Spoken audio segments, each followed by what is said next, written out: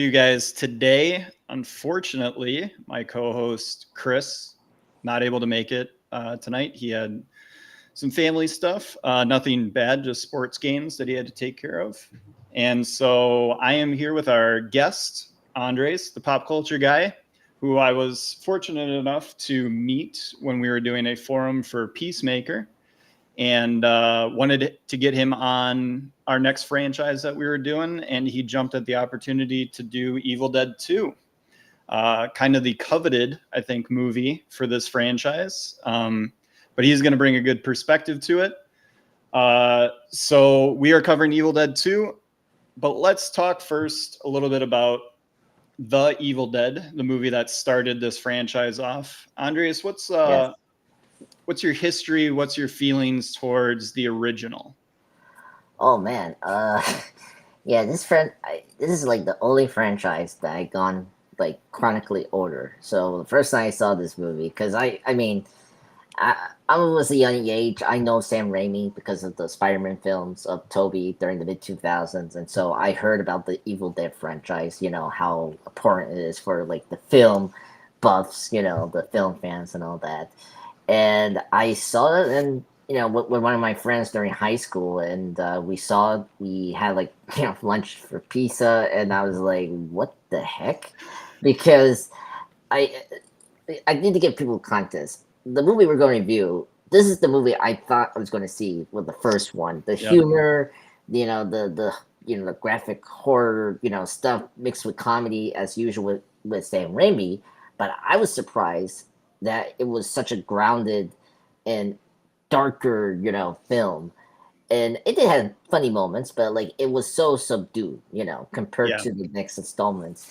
So I was shocked about it, and just how crazy it was with the gore, the oh my god, the tree. If oh my god, that was like what the Oh, heck? we talked about the tree. Oh Raimi, yeah, we talked about how Raimi deeply regrets the decision to yes, depict it that way, how he corrects it in this movie that we're going to be talking about, Evil Dead 2. But yeah, it's kind of the black mark on that movie. But it still managed to become this cult classic. yes. Yeah, and I mean, yeah, it shows you why horror is so good as a genre and a good way to start your career because no matter how much money you have, with little resources, you can be still creative and make an impact. I mean, yeah, Evil Dead was not far from Halloween. Yeah, It's like exactly. if so like it just shows how versatile, how versatile horror was as a genre. Yeah. And I mean, Carpenter did the same thing. Like that's where he started with Halloween, very low budget. Basically, find a spooky old house, get a main evil character. Raimi instead goes for the more like out there idea of let's just depict evil by using a camera, Yeah, not have Michael Myers. But yeah, I mean the both of the Carpenter's soundtrack for Halloween gets iconic status. I think that the audio and the sound and the music that they add to a lot in post for the Evil Dead is fantastic. And yeah, I think Raimi really showed out on the sound production side because we talked about how most of the audio for that movie was done in post yeah, because all the trying to capture audio on stage like while they were shooting was just impossible and it sounded horrible. So they really made that movie in post. And I think this movie, just learning a little bit more about it, it seems like they had a better idea. They had more money, obviously. They had an actual producer giving them notes and stuff, and was subject to kind of a studio and stuff like that.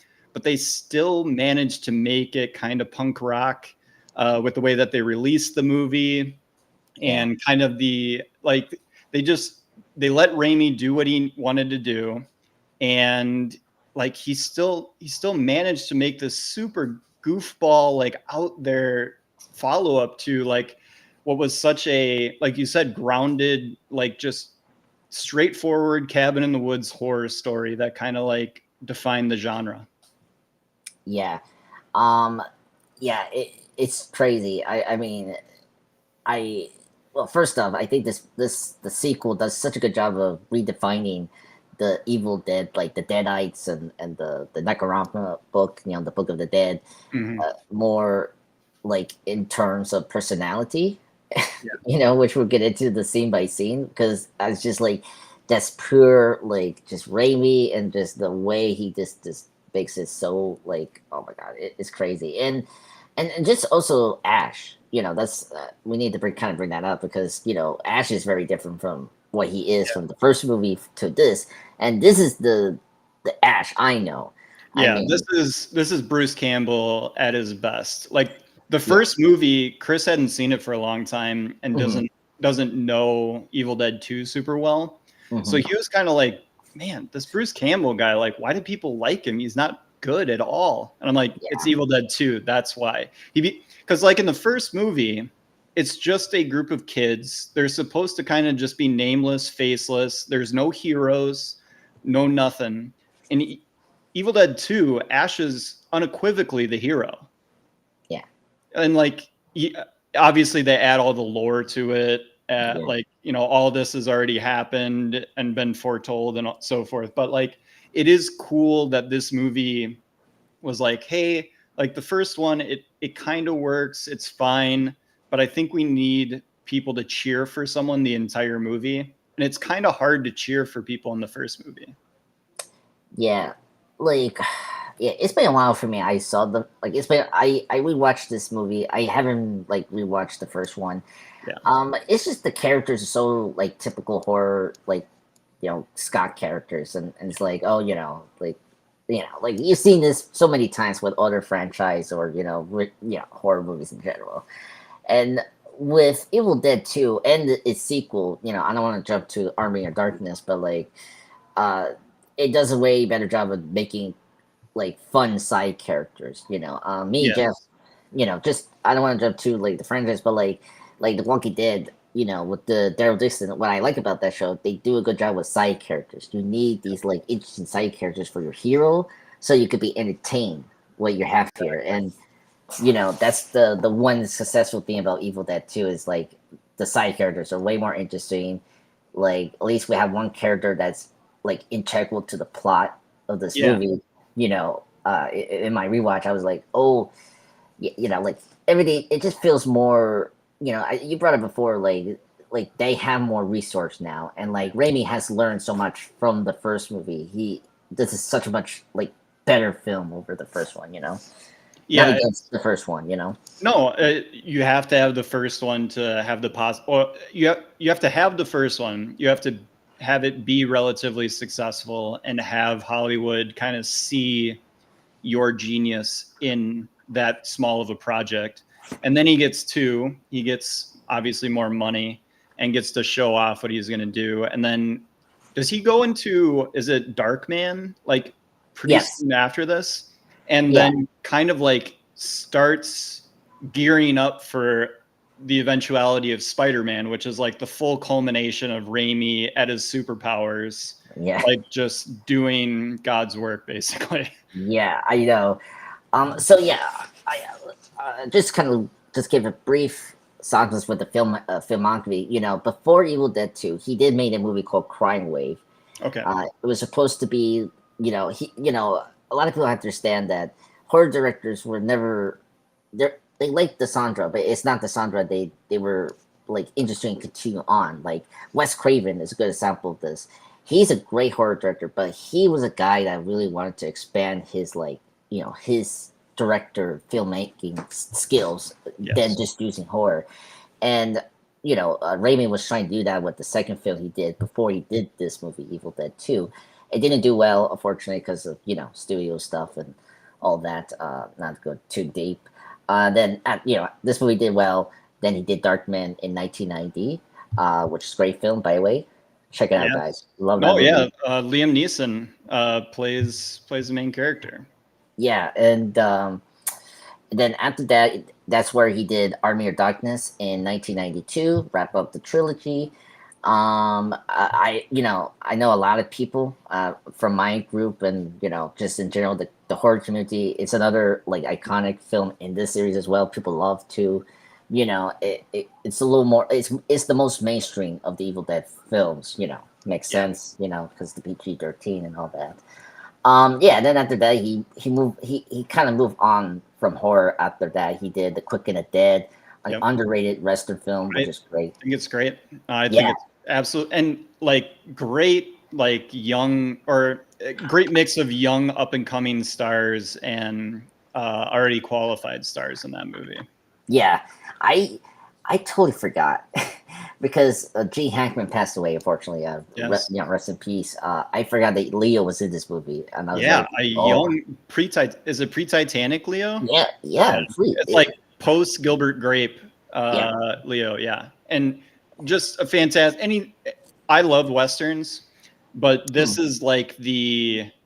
is the westerns for people with short attention spans because it's just gunfights basically. yeah, yeah. That's why I love that movie. When I was a kid, I saw this so many times because it's just because Raimi is so good with the editing and like his camera shots. Like that's something we'll talk in this movie. Like he does the Dutch angles and Yep. like the Sumins, and it's like, oh my god, he's just so good at that. And yeah, and then just wrapping up, he did A Simple Plan, a great, little drama movie starring the late great Bill Paxton. Yeah. You know, Yes. fantastic. And then, he did another movie, The Gift, very underrated horror movie, supernatural thriller, if you say.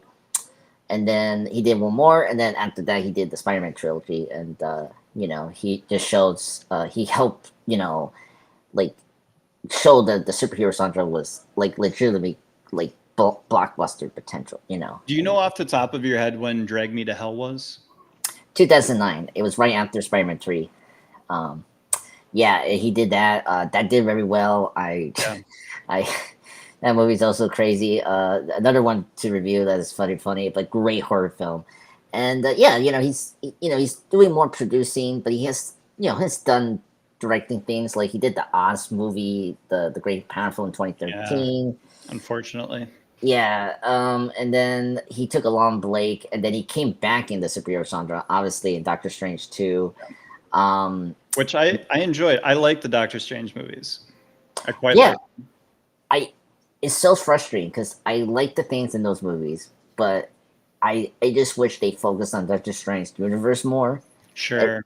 Yeah. Instead of just tying into the cinematic universe and the Avengers movies, like Yeah.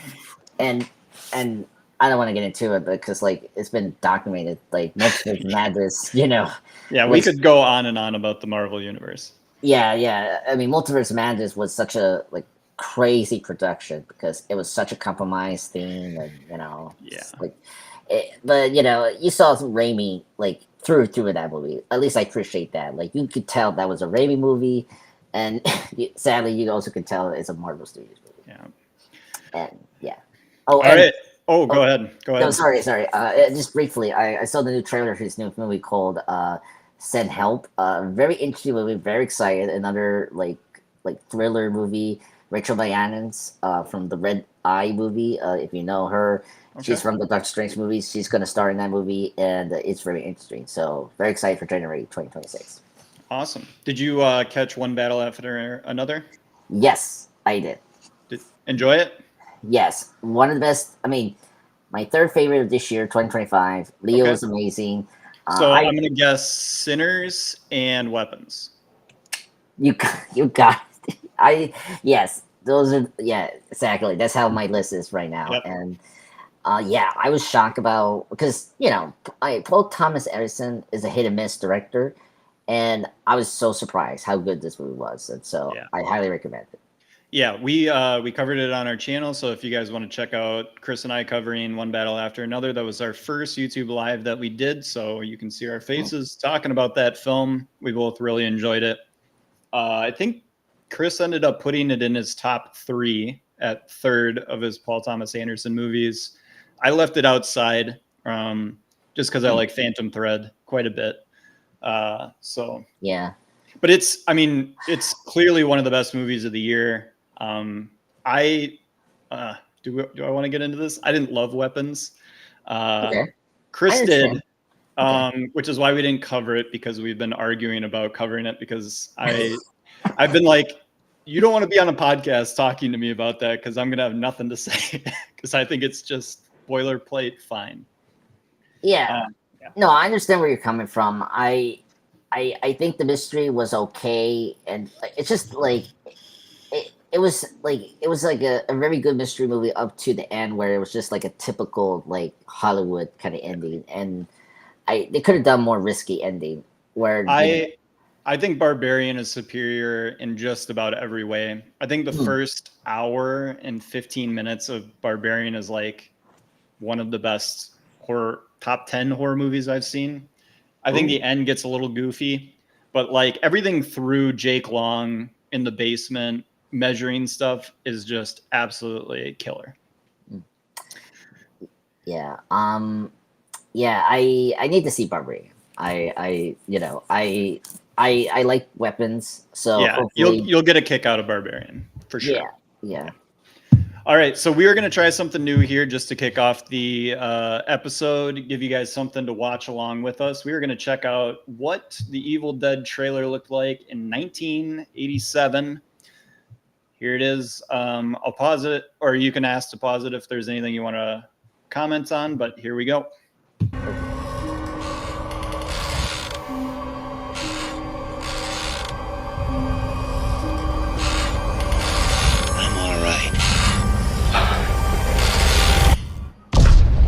Don't think so. There's something out there. It lives out in those woods. In the dark. Something that's come back from the dead.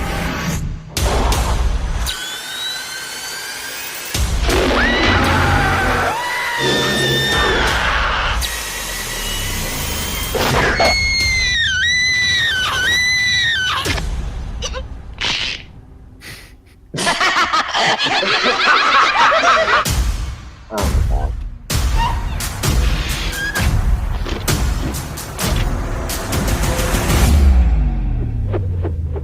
Groovy. Hello, lover.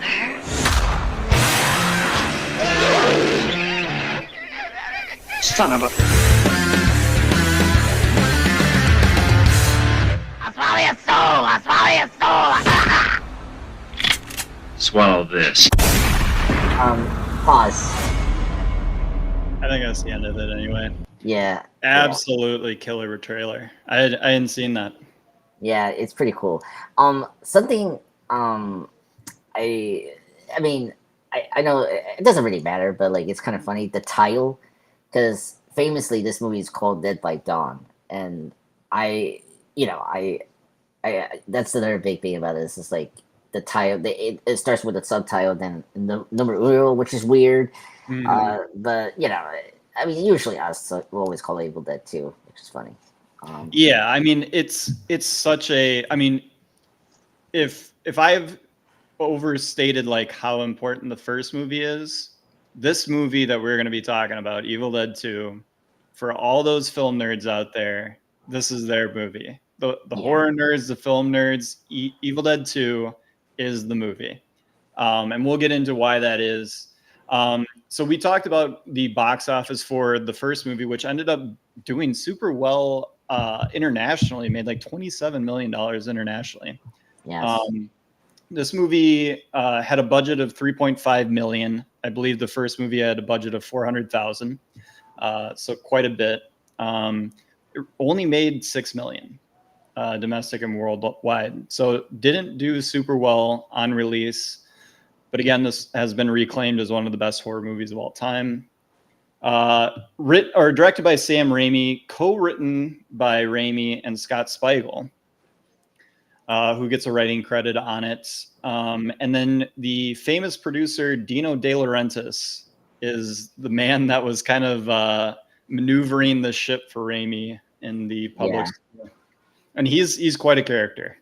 Yeah, very important film producer. I mean, he's the one that helped bring Dune to the big screen. Did he do Conan too? Conan the Barbarian? Yes. Yeah. Yes, he That did was kind that. of his huge thing, swords and chicks. Yeah, and well, he also did the live action remake of King Kong in the '70s with Jeff Bridges. He's a very prolific, producer. Yes, he did, had a lot of misses with the films, but he did help a lot to bring in the best like filmmaker and actor in the business. I mean, he helped David Lynch's career. Like after Dune didn't do well, he's like, look, let me help you produce your film, which was Blue Velvet, which was a huge big movie in 1986. And Yeah, I love that movie too. yeah, I absolutely adore that movie. I love that movie. Yeah, and of course, when Evil Dead came out, he loved that movie. Everyone loved that movie, Yeah. and so he helped Raimi and everyone to like get like funding for the film. He also had, I think, Universal to jump into this production. That explains like for Army of Darkness in 1992. So like he helped a lot to like get this production up and running. Well, And- he also helped, as producers often do, of pointing Raimi in the right direction. It sounded Yes. like Raimi wanted more of Army of Darkness in this movie, and to have it be Yes. more epic, more broad, and all that sort of stuff. And De Laurentiis was like, just remake the first one with extra money.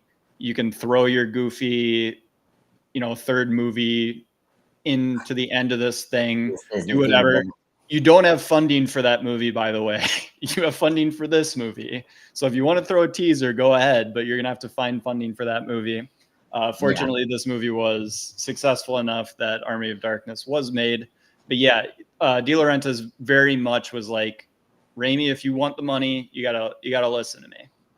And Yeah. he did it. And I think, so we can talk quickly about the rating. So they were worried that this was going to get an X rating. The first movie we talked about in our last episode, that it was banned in London or England, basically. Yeah. So there's lots of stories I've heard of people like, getting this and, technically illegal to watch and all that cool stuff. So it has like that lore around it. They were worried that 2 was going to get an X rating, which basically submarines any money that you can make on the movie because theaters don't want to put it in. So instead, they ended up finding a separate studio that they could send it through. So they sent it through Rosebud Releasing Corporation, which was a shell company that De Laurentiis set up, and they released it unrated. Yeah. And you could tell with the bloods were like, No nudity in this. There's nudity in the first movie. There's not nudity in this. yeah. I'm not surprised. I think Sam Raimi, he's not that kind of director, very like he's not crass, really. There's not even that many F-bombs in this movie. There's way more swearing in the first movie. Yeah, I mean, it just shows you just like how Raimi is a director.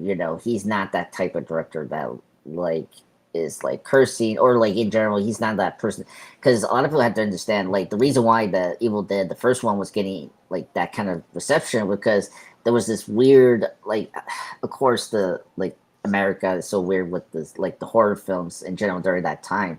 There was called the Vio Nasty because of the increase of movies with all the because of Halloween. It was like there was a formula now where okay, sex, drugs, violence, and like murder, and and of course Friday the 13th made that even more popular, and then like we got so many copies and like even oh my god, like underground, like independent ones that oh my god, just when The Exorcist comes out in what, like 1974, and then everyone every horror movie after that has to live up to The Exorcist, you're like, how much crazier than can I get than your mother sucks cocks in hell? Like, what do I need to put into my movie to make it edgier? Oh my god, I know. I tried to. I think the 90s. I don't know. Like nothing really comes that close. Except for Jaws. Like Jaws had moments where I'm like, oh my god, like the head coming out from the boat. I was like, okay, that like I don't know. And then so getting back to Evil Dead 2. late 80s, so 87 is when this came out. 82 is when the first one came out. And we are getting closer to the 90s horror. And then 90s horror, the big movie horror-wise that comes out is Scream. Yeah. Scream is the self-aware horror movie, and that kind of like breaks the genre. There's a little bit of self-awareness in the comedy and stuff in Evil Dead 2.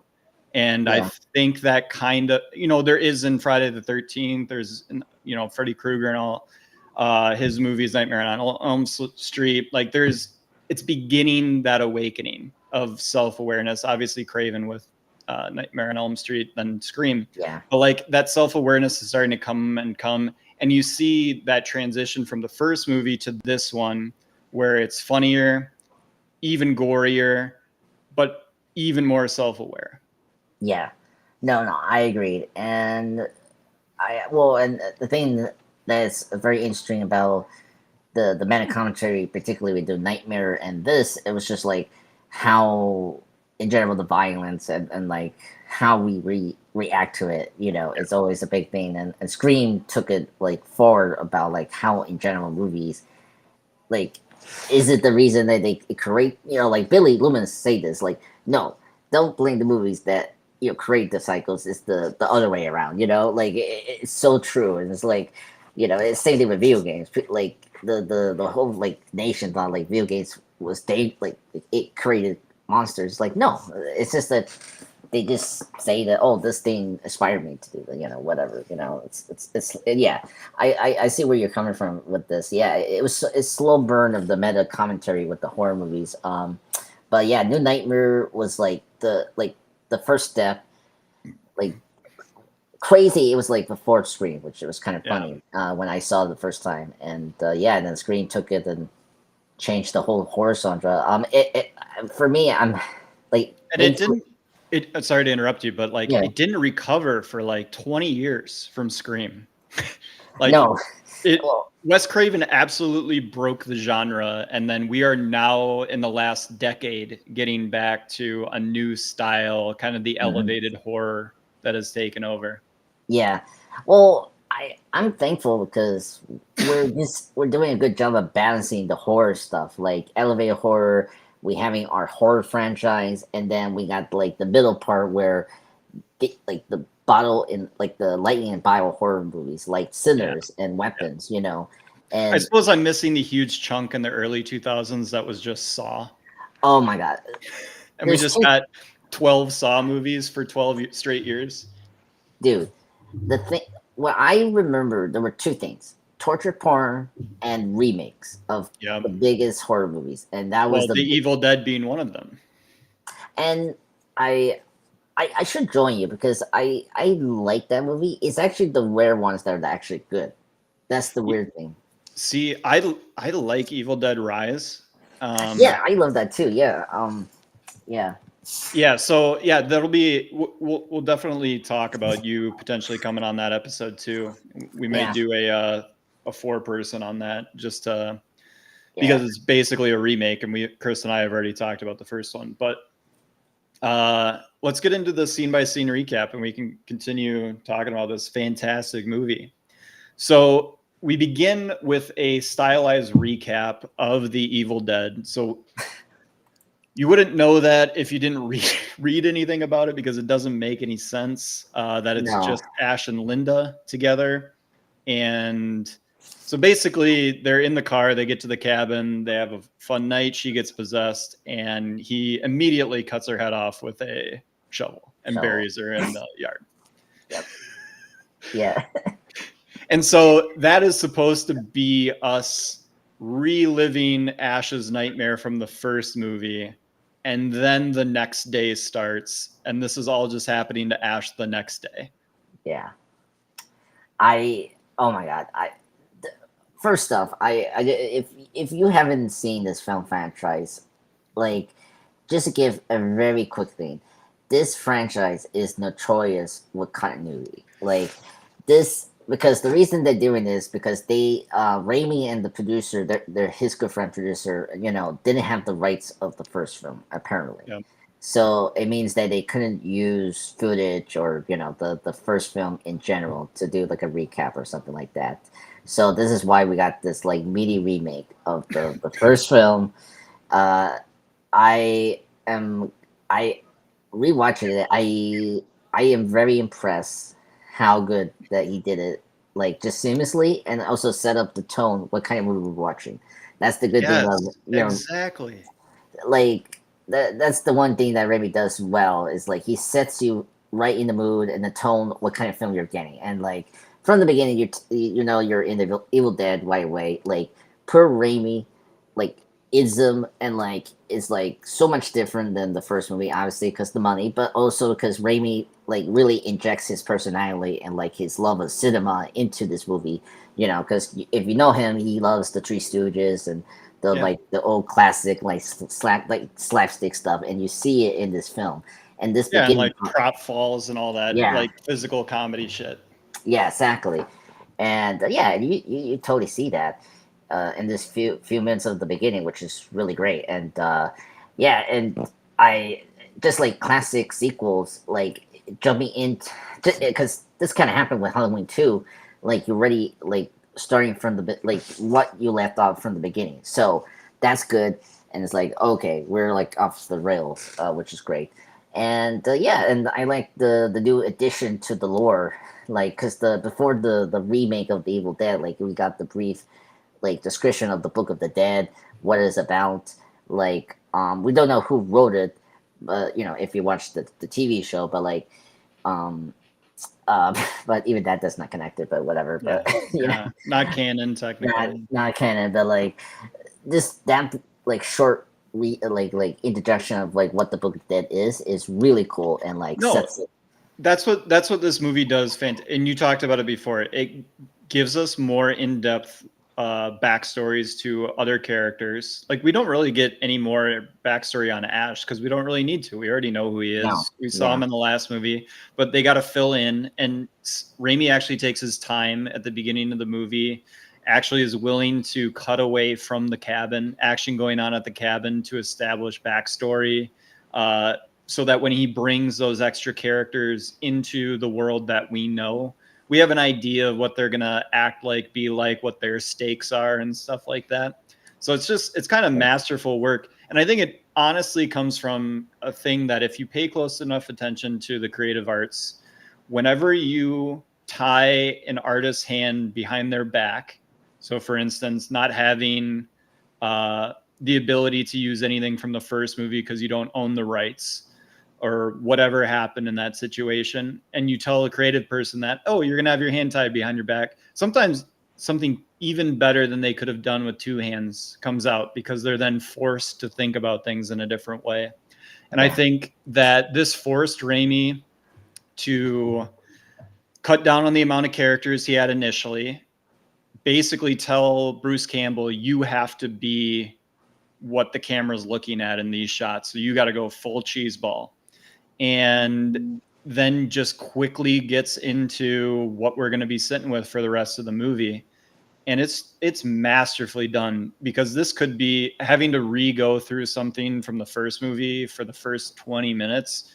It is almost like watching Peter Parker's uncle die again. Like, we've done yeah, this. Or watching Batman's parents get shot again. We've done this. It's yeah, like, I don't need you to, or for some people, and this is probably the producer talking into his ear, hey man, this might be the first one they're going to see. They're not going to see your first movie. So you do have to kind of do that, but he does it in an efficient and really artistic way. I love that he sets up the comedy immediately with the wife dancing with her head off. oh my god, After Bruce Campbell gets back to the cabin, after he gets thrown at like 500 miles an hour into a tree. yeah, yeah, oh my god, and yeah, that, oh my god, that was so crazy. Well, you I don't know what's happening. Like, and he obviously gets possessed. So you're like, what is going to happen? Like, is he just going to be a monster the entire movie? Like, this is our main guy. Yeah, and then all of a sudden, like he reverts back, and then he sleeps, and it's just it was just me Well, during we my get to see the effect of sun, because we never got really to sunlight, or like the Book of the Dead in the first movie gets thrown in the fire. That's ultimately Yeah. what destroys it. We don't get to Destroys it. see the effect of it's day. Can the evil live at day? Which we now know it can't. No. And I mean, yeah, that was a good effect to it, which I like, which we really do in these movies. Like, the daylight kind of turns them off from doing their thing, which is really interesting. But I gotta say, one thing I always liked about the Evil Dead is the makeup work of the Yeah. Deadites, because that's something is so iconic about this franchise. Those creatures, and like this movie had the great makeup people. I think these are the people that did the Nightmare franchise. Yeah. They came in because they were big fans of the first film, and they did such a good job of expanding like the creature designs of the Deadites from the first movie.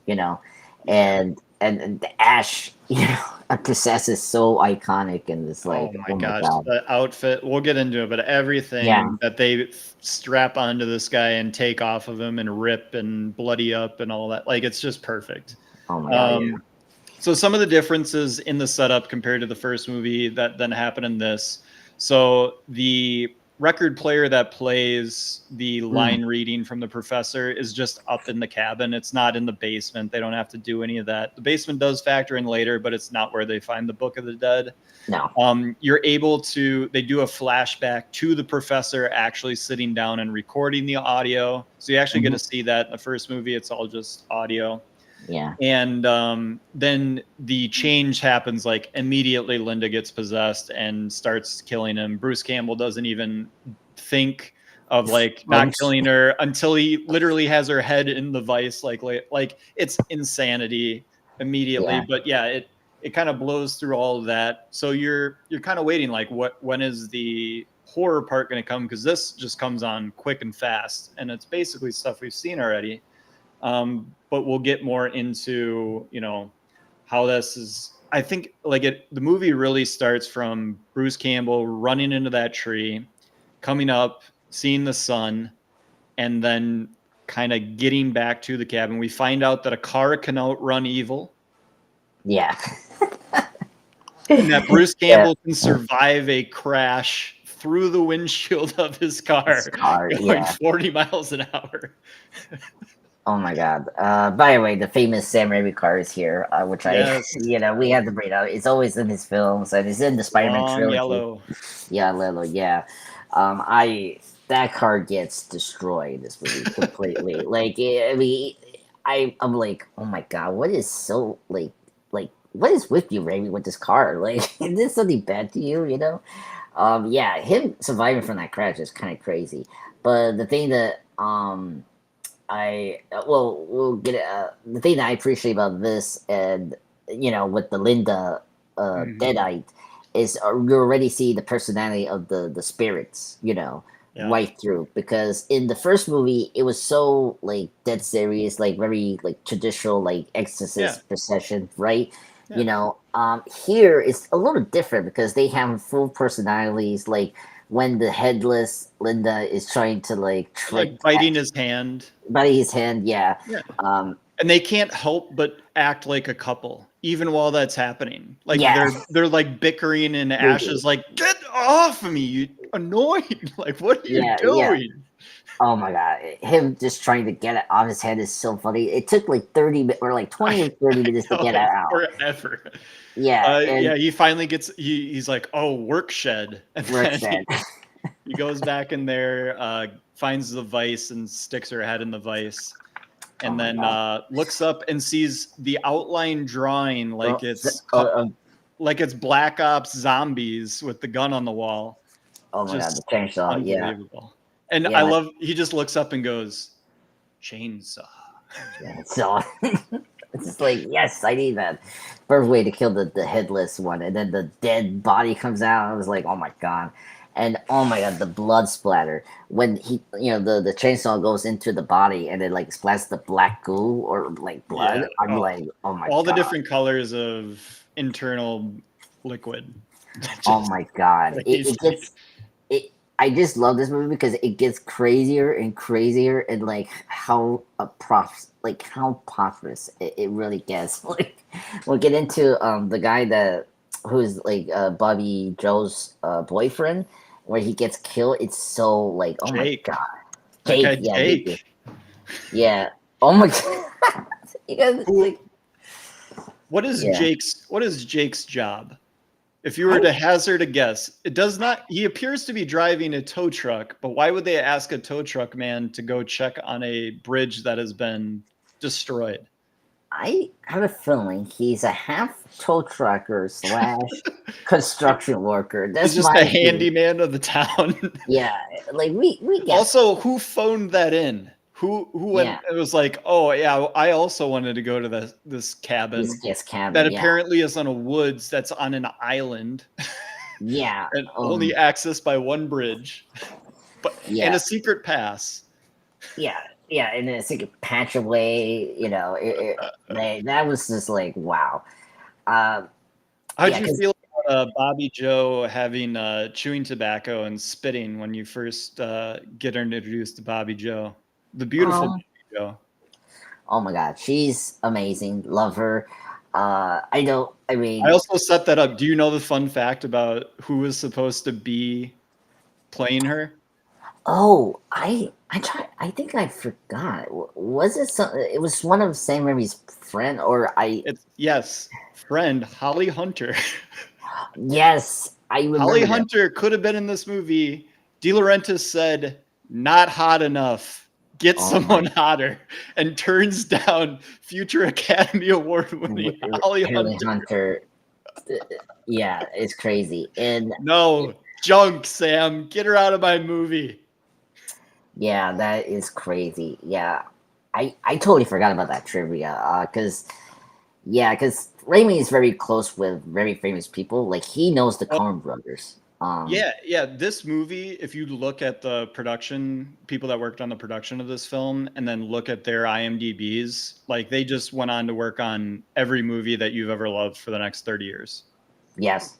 Yeah, I know. I brought up the makeup people that did the Nightmare Elm Street makeup. They came here. They did such a good job with that. And then I think the film, no, not this film, but the first film of the Evil Dead, the Coen brothers were involved in that movie, which is crazy. I think the editing or something like that. Yeah, so it's the big names from the effects crew were Mark Shostrom, Greg Nicotero, and Yes. Robert Kurtzman and Howard Berger. Who, yeah, again, if you just go to those guys' IMDb's, they've just worked on every movie that you like. Yeah, I mean, Nicotero specifically, people know him as the guy that did The Walking Dead. He was already famous after doing the Day of the Dead George Romero film, classic one. Love that movie. Yeah, he did a really good job. Yeah, that's a fantastic film. Yeah. Yeah. Yeah. The opening is fantastic. Like very well paced. Love the introduction of Ash and this whole remake. I agree with you. Look, that like you think it'll be cynical to like do it, but like Raimi does it in a way that's so like affection and like he just amps up his style more. This time around. He just has to do it. So we get some backstory with the new group that's going to arrive. We've got Annie, Jake, and Bobby Joe that are going to be joining this madness. Annie has a friend named Ed that also comes along. She meets him at an airport, and she has recently come back from wherever land and brought some extra pages from the Necronomicon to bring back to her father, who has had this book and has been studying it and stuff. She obviously knows the language too. This Ed guy meets her at the airport. It's like, we're going right to your father's cabin. It's an hour away. And then they roll up and basically they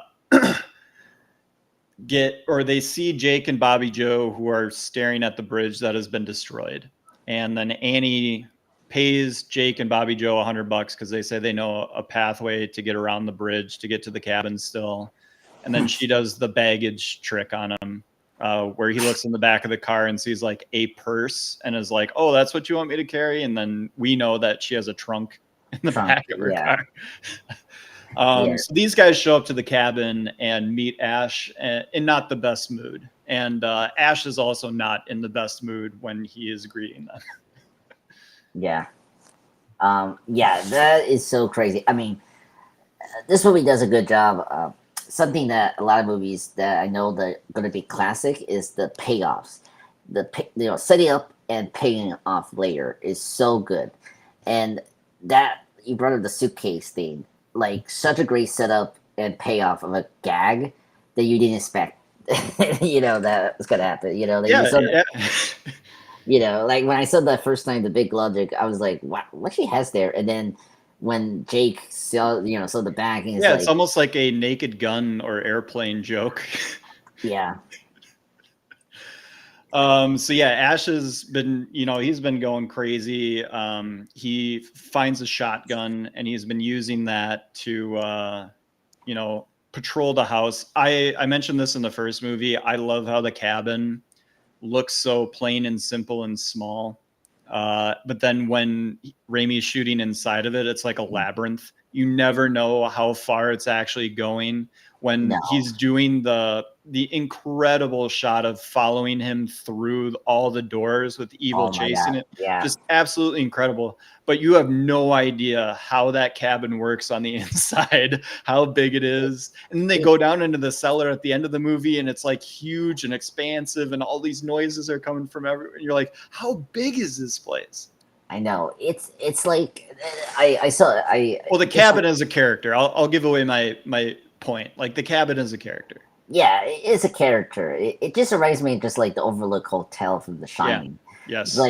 Like at first you could understand the layout, and then you realize no, it doesn't make sense at all. Like how the hell is like you're up here and then here is like, oh my god, yeah. This time around I realized, oh yeah, why do we have these like these like other rooms, and then the basement should not be this as big. It should be just one area small. It's like, oh my god, it's this character itself, which is crazy. But yeah, it works for this film, which is funny. Yeah. So the crew shows up. They think that Ash has killed Annie's father and mother, and so they are not very kind to him. And they beat him up and throw him down into the cellar. And then they start the recording again. And the professor explains what happened after he read the lines from the Book of the Dead that caused Linda to turn into a demon. And we find out that his wife was possessed. He killed her. He thought he killed her and buried her in the fruit cellar. The fruit cellar. I was like, the fruit cellar? What? I was like, keep fruits. Yeah, keep your fruits. Oh, okay. I mean, like, you have a freezer. Like, why you need like I don't know. That part, I was like, what the hell? That cracked me up. But oh my god, the mom coming out and then just laughing is like, oh my god, just pure chaos. She is the scariest thing in the movie. Yeah, the scariest. The makeup is incredible, and then the way they shoot her, and just the different weird stuff with the voice is so creepy. Yeah, and what's funny about it? Just give the trivia up here. That mom is played by Ted Raimi, Sam's brother, in the costume. And if you see the behind scenes stuff, he's so funny. He just makes. Like you need to see it for yourself, guys. It's like he's so funny, and I see why. Yeah, if you look close enough, you can see sweat just dripping off of his costume because apparently that thing was just like wearing a rubber glove the entire time, and he was just pooling sweat in there. Yeah. Oh yeah, I remember that the behind scenes stuff. They mentioned that. Yeah, they call her the witch because it's kind of like the main deadite that we had to deal with throughout the film, and yeah, incredible makeup and just also the scream that Ash does is very hilarious, like typical horror thing, but a guy doing it. Yeah, we missed an entire part like before the people come is that Ash's hand becomes possessed. Yes. This is my favorite part of the movie. Like I'll give it away. This is my favorite part of the movie. I love this so much. Ash versus his hand, and just all of the gags, all of the little jokes, like him punching himself, the hand dragging his The body, knocked yes. out body towards the knife. Like Oh it's my so God. funny. Yeah, and the cherry chop to it is that you can hear noises from the hand, Yeah. like you know Yeah, that. like You know, like when he does the walking, I'm like, oh my God. And then of course the iconic moment is him cutting the hand. It's like the so best like shot in the movie. It's yeah, incredible. who's laughing now? And then he's just With his just the spray is so perfect in the face. yeah And yeah. then It's really you get good. that Dutch angle quick zoom into, and the Bruce Campbell does the face Yeah. that we saw in the trailer. But like it's so iconic. It's so cool, and it comes off of literally like 5 minutes of just gag comedy. Like it's just it's just Yeah. telling Bruce Campbell, "Hey, what if you had a hand that was trying to kill you?" To kill you, yeah. And um and then the thing like could be itself like the thing from Adam's family. Like I wonder if they took this idea, because I never thought about this now, is like did they took this hand as an inspiration to get Thane as like just his like It, own like self-aware creature, I, you know? I don't know what came first, Adam's family or this, but Well, somebody had a great idea. yeah, so like What wasn't the TV show in like the 60s, yeah. 60s? But in the movies, when the movies came out in the 90s, the thing wasn't in a box like in the TV show. It was Oh, now it was actually out and about doing like out and stuff. about, you know, and same thing with the TV show on Netflix. But yeah, Oh, I did want to ask, are you a board game guy? I try. I fail. Have you ever played Haunting at Hill House? I heard of it, but I haven't played that. I'm sorry. So it's one of those games where it's a lot of like dice. It's trying to be like an RPG game in Okay. board game form, but you essentially go into a haunted house and you build the house around you Ooh. each move, and different things happen as you build the house. A lot of the stuff that happens in the haunted house is pulled directly from Evil Dead 2. Oh, really? Oh, So like there's you get a possessed hand if you pull a certain card. There's like rooms that seem larger than they actually are, and like it's super fun if you can get a group of like horror fans around, because one of the characters you can play is basically Ash. He's but it's a lot of fun. Highly recommend for those out there. If you like horror movies, you like board games, Haunting a Hill House, it is essentially a board game where you play Evil Dead 2. Oh wow. Okay, I need to tell my friends about this. This is There you something go. we can do. That's my big one for the night. My big recommendation for the night, besides just watching this movie again, is check that board game out, which may be the most nerdy and boring thing I've ever recommended, but there you go. No. Hey, I did a D&D once. It was really fun. I just had to get used to like the rules and all that. Yeah. So yeah. I've done my fair share too. And then post Ash cutting his hand off, the hand then turns basically into a rat that he has to chase around with the shotgun. Yeah. Ash learns how to unload and reload the shotgun pretty well with one hand. Yeah. I'm shocked he's like you think. Yeah, he cauterized that wound pretty quick. There's not a lot of blood coming from that stump. Yeah, like did he like burn, like first off you have to like burn it like to like stop the bleeding, and like it's always funny for me like this time around I was like, oh wait a minute, we did so quickly to like just wrap around his like silver hand and all that. Yeah, because I've seen this movie enough times and didn't really have to pay attention to it. I on my notepad as I was taking notes, I just listed all of Ash's injuries that he sustains throughout the movie. God. So I'll give that to you near the end, but we'll move forward with the scene by scene because it's literally a paragraph long of all the stuff. Oh my god, I can't imagine. Oh my god. Yeah, and then again with the cabin becoming a character, Yeah. there's him laughing as he's hearing all the laughter coming from the walls and that deer head Here. that's on the wall and all that. The Yeah, that's full another like iconic yeah, scene.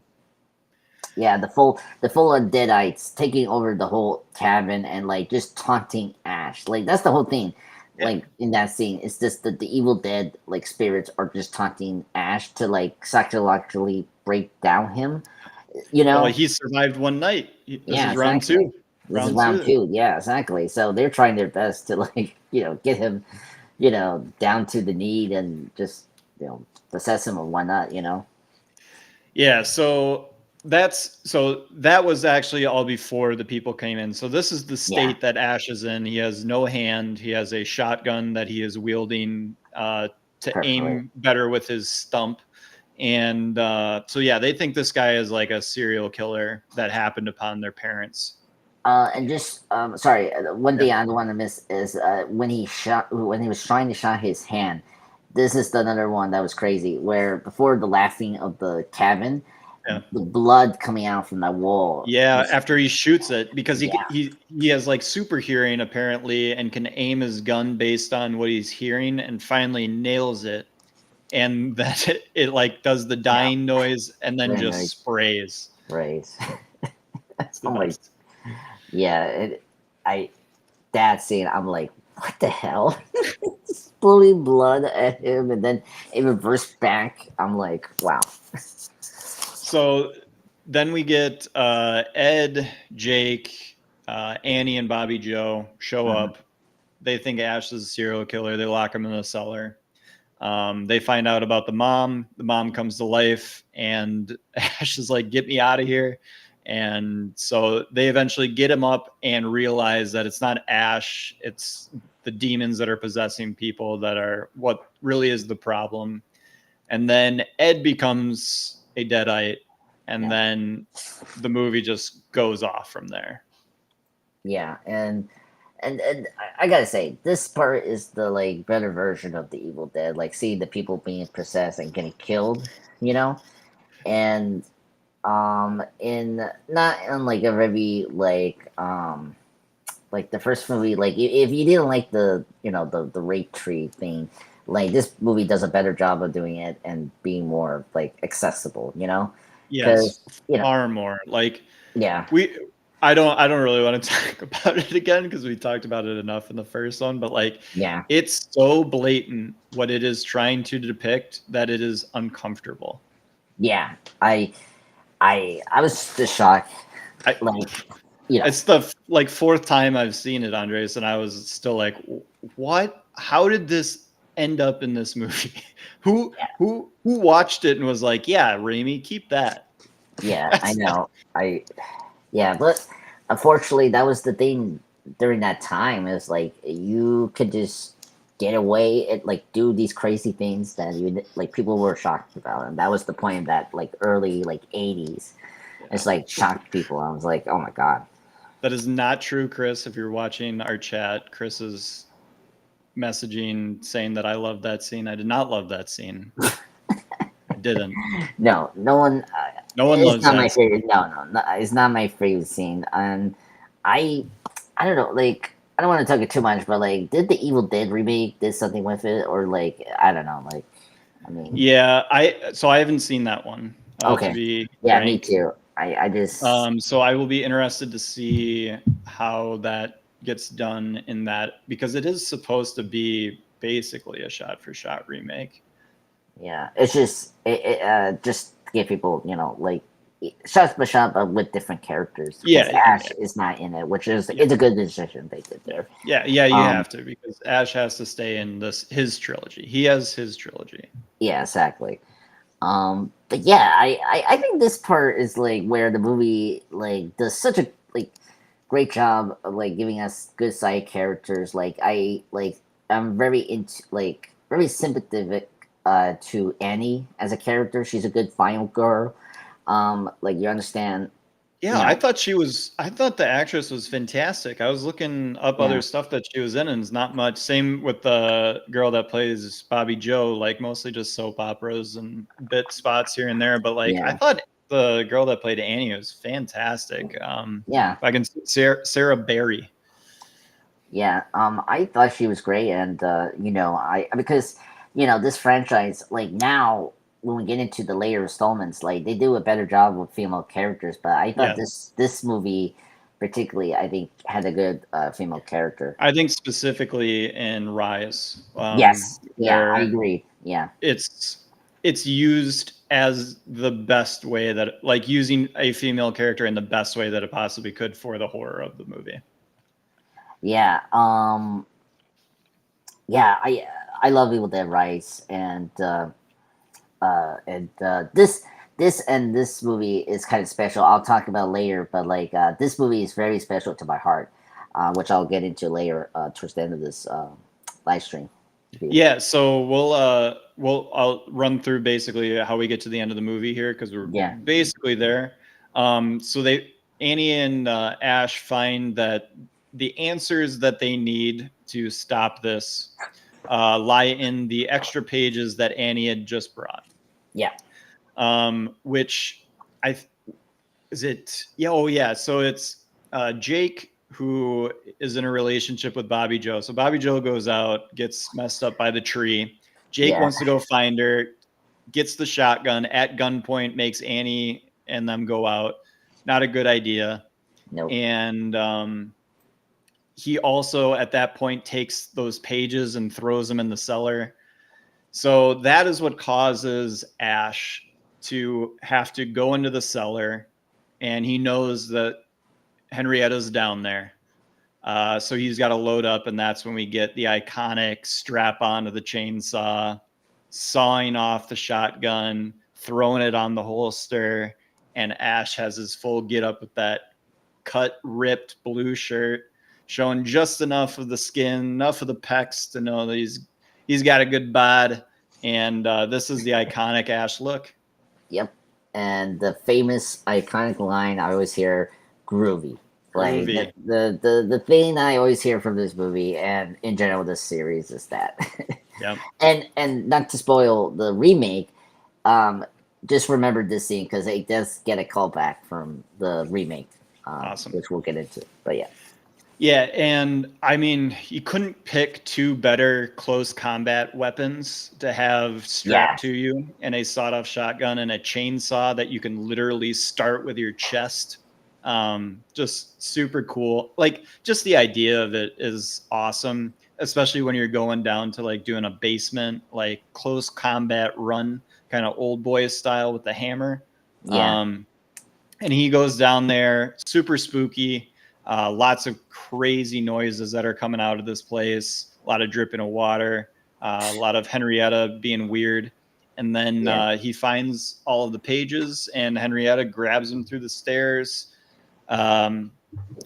Eventually, Annie gets the pages, finds out that she has to read these two lines. One line summons the most evil demon, and the second line creates a portal that sends all the demons back. Yeah. So, like, first time around, I was kind of confused what she was doing. Then I realized that she's just opening the portal to, like, get all the demons and the spirits back to, like, whatever they came from. And I was like, oh, that's cool. And if you missed the part when was it that big ass monster or whatever, the tree, the tree, I guess the tree, right? You missed it, but like Ash's hair turning gray, which was hilarious. Classic. Well, just the streak, just the streak. Like Mr. Fantastic. It's like that, which is cool. I don't think the Army of Darkness kept that, which I was kind of like. No, I don't think they ended up. No, because I remember watching it this time. I'm like, oh yeah, the gray streak. Yeah, because you just don't see it again. No, we just want to keep Ash very handsome and as handsome as he can be. Which isn't tough for Bruce Campbell. He's a good looking fella. Yeah, exactly. Yeah, the theme song here I is think if I was listening well, I believe all that Annie did was say the first line forwards, and then yeah, she says the same line just in reverse order. yeah, that's what she did. Yeah. Yeah, pretty cool And I actually. do like that the second word is like one that we know because it's basically Nosferatu. That's right too. Yeah, I'm like, what language did you make up, Raimi? That yeah, doesn't make any yes. sense. I I'm always impressed how they make up these words, and it's like no, they just like made it up in the day or Yeah, like there in the fly. there are no Yeah. Tolkien and who like wrote Elvish before he even wrote the Oh Lord of the yeah, Rings. the Marines. Yep. Because well, he was like a professor of language, and so he just knew how to put together languages. So he just put together Elvish in his spare time. Jesus Christ, I didn't know that. Yeah, I just Tolkien is a super genius. yeah, I know he was like a high, like a very high educated person, but I Yeah. didn't know he was like professor of language. Oh my god, that's funny. Oh yeah, him and C.S. Lewis used to just have walks and talk about shit together. Like, Yeah, just that part. imagine those two minds, literary minds, just bouncing ideas off of each other. Yeah, Also, I believe one an atheist, the other eventually a Christian. yeah, Um, yeah. so That yeah, well, and Tolkien with all of the experience he had from World War One that he's putting into those, like we will eventually, guys, do a Lord of the Rings franchise show. So we'll get to even more of that later. I could talk yeah. about Tolkien and Lord of the Rings forever. No, I gotta imagine. Just FYI, folks, I'm a Chronicles of Narnia fan. I Hey, just I love the Chronicles of Narnia too. I oh read cool. all the books. I don't really care for the movies, except for I kind of have a soft spot for like the old ones that came out in like the 90s. I Oh remember really? watching The Silver Chair was my favorite one as a kid that I would watch over and over again. Huh. Yeah, I love the movies. I especially the first two. The third one's like I suppose the first one of the one that came out within the last 20 years, the first movie is good. I don't think I like the second one. yeah, it's just probably me. I like the more darker direction of the film, but I understand from the some of the criticism of like changing it to like a more action kind of oriented film and all Well, of that. yeah. And Yeah, there's so much that happens in those like later books and early books in the series that is like unfilmable. yeah. So I you remember. can't really like do the whole story. You can really only pick parts of the stories. Yeah, no. I'm very curious. Just wrapping up, but like just curious what Garrett Gerwig is doing with this new adaptation in Netflix because I you know just love her film and love that universe of fantasy. So I'm very curious what. I'm pretty pissed off about it. I mean, I hope she Mm, does a fantastic job, but I was hoping she would use the success of Barbie to do something like more personal, like Lady Bird again, yeah, because I yeah, love Lady Bird so much, and I think like it's her best movie in my opinion. And I was hoping she would get back to that, and then to go from Barbie, which I thought is fine. It's a great movie, does what it's supposed to do. And I'm like, just go do something. And then Chronicles of Narnia. I'm like, all right, well, yeah, I like the story. I just wish it was someone not as talented as you doing it. yeah. I I can understand. My favorite film from her is Little Woman, that new version from Yeah. 2019. Yes. That was a good one. I did like Barbie, but I'm a Nolan fan, so I prefer Oppenheimer. No offense, Yeah, for sure. I decided the Barbie Hammer event. So, I but I weighed my vote in that direction too. yeah, so but I thought it was such a fun movie, just like something that like we really need now in cinemas, and like it's just annoying that Hollywood is just not taking the risk, like they're supposed to be doing before, and it was great to see that both Oppenheimer and Barbie did so well, and Yeah, it helped, especially movies in theaters, yeah, more yeah, than we're probably going to realize. We'll look back in a decade and be like, "Wow, that really was the turning point." yeah. exactly. Hopefully. Yep. So yeah, the end of this film, Annie's able to get that portal going, things get sucked out, and Bruce Campbell eventually too gets sucked out. Annie is stabbed in the back tragically, and in her dying words, she says the last lines to banish them to the other realm. Bruce Campbell gets sucked through and lands, and Army of Darkness is starting up. If you did not realize that there is a third movie to this, you would be like, what the hell is going on in this movie? And I think it's even funnier that they literally do a spoiler to it in the Necronomicon. You see a picture of Ash being, glorified by the knights all around him. Yeah. By the way, Andy realizes that, and then you get the iconic image of him yelling. Yeah, no, which is sad because he's been through a lot of shit, and that is the breaking point of oh my god, this guy is. Speaking of going through shit, Andres, thank you for setting me up. So here is awesome. All of the injuries that Ash sustains that I caught. I'm sure there's more. It begins with being thrown at high speed into a tree. He is then partially drowned. I know he probably has turned into a demon by then, but partially drowned. He is possessed. He is then thrown through a car window at about 40 to 50 miles an hour. He is then hit in the head by a 2x4 about 6 times as he's getting whacked, and he gets bit on the hand by his ex, or I suppose she's still his girlfriend, but ex-alive girlfriend. Yeah. Where are we here? Bit on the hand. He is choked by his own reflection. So that's a tough beat. He is clawed in the face by his own hand. He is punched by his own hand multiple times. He has multiple dishes broken over his head by his own hand. He then stabs his own hand. He then cuts off his own hand with a chainsaw. He is blasted by blood at such a degree that he is thrown through a wall. He is punched twice by the tow truck guy, Jake, when he enters into the home and thinks that he's killed the parents. He then has his foot bitten before he does the suck on this to the monster. That's, I suck your soul, I suck your soul. Yeah, swallowed it. Swallowed and then it. Bam. Yeah, and then bam. Your soul. Yeah. Oh, and then you had brought up David Lynch. This is a huge callback to 40 minutes ago, but you had talked about David Lynch with De Laurentiis. I noted in my notes, I just saw this, that the old lady, Henrietta, looks like Baron Harkonnen in David Lynch's Dune.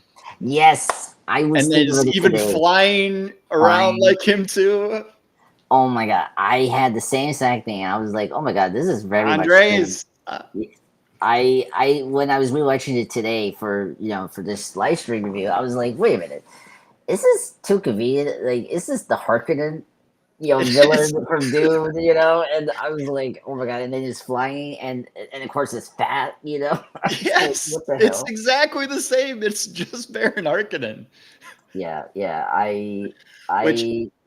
You guys, you people out there, if you never watched David Lynch's Dune, you have been spoiled with these most recent Dune movies, which are fantastic. Yes, absolutely killer. Really fantastic. I'm a big fan of the books. I read the books before those movies came out. I watched David Lynch's Dune because it's the only thing I could watch. Besides, there is a mini series. I haven't watched that, but I watched David Lynch's Dune.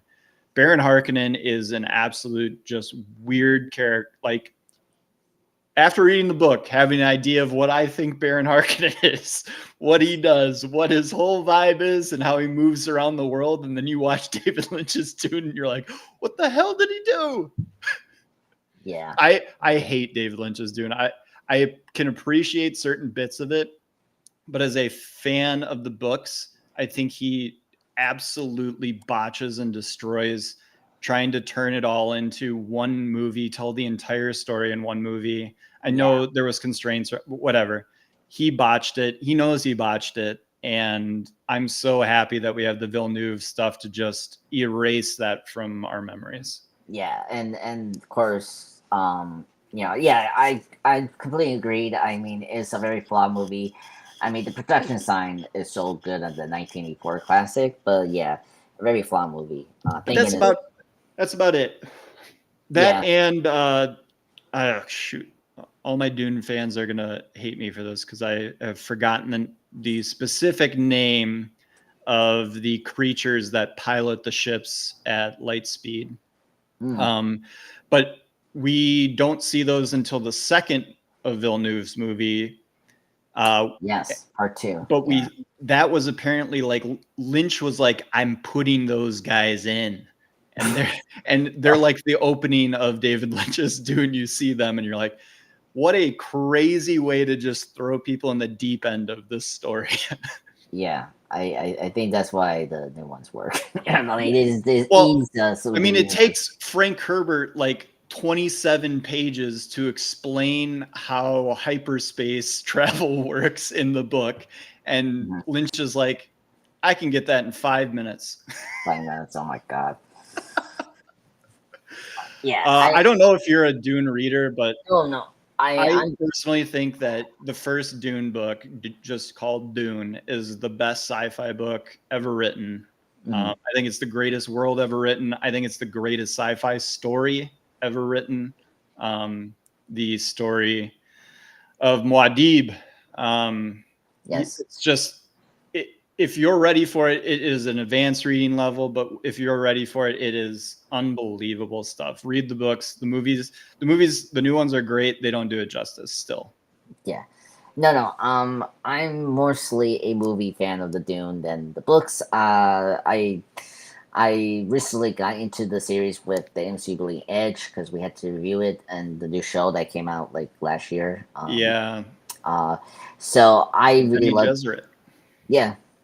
I really like the two parts. They're amazing. I love the Dennis Deville, great director. I love Sicario, and Sicario rules. Oh yeah, it totally rules. My favorite of his is Arrival.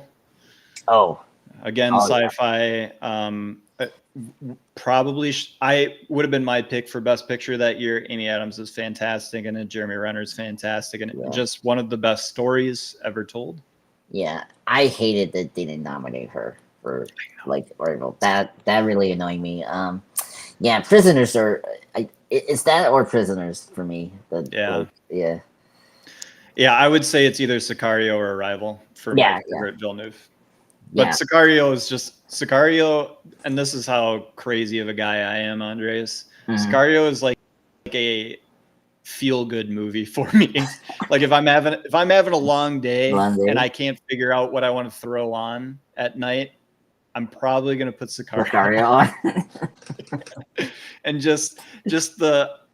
there's just something about that scene when they're at the border crossing and they're out of the cars and like peering, like all the tents. Oh, it's so good. I love it. Yeah. Oh my God. Roger Dickens, great cinematographer. He does such a good job with that. Yeah. And that's Taylor Sheridan who wrote it, who is of Yellowstone fame. Yeah.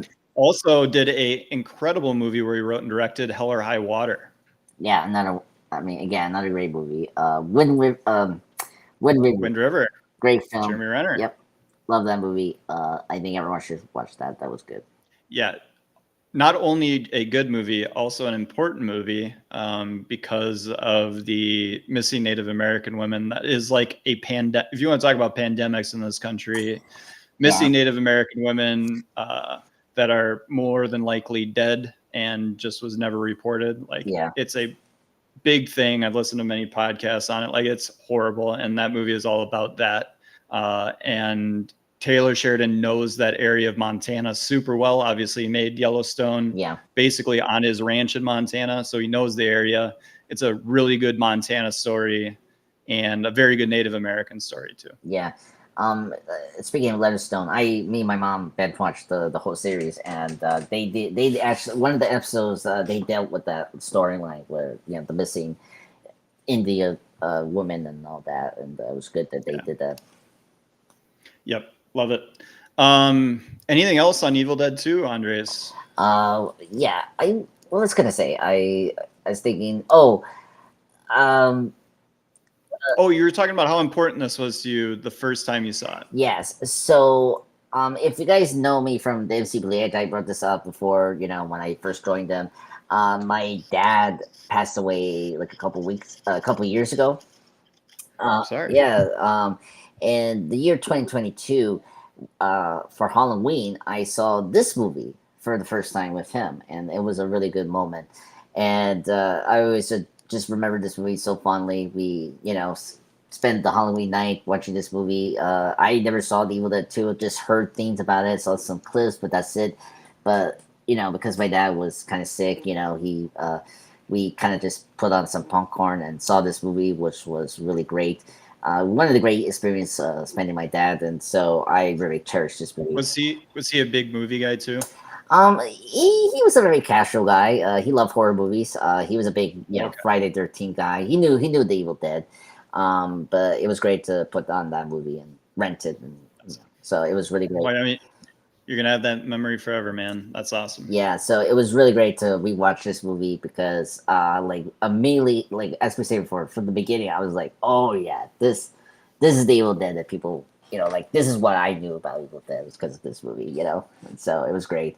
And yeah, and Evil Dead Rise, same thing. I was kind of annoyed, I couldn't see it in theaters, and when I got the HBO Max account from one of my friends, and I was like, oh yeah, this is great. And that movie is like the closest to this movie. That's the reason I like that movie more. And Yeah. it did such a good job of combining the horror and the comedy stuff that you know about the series. Yeah.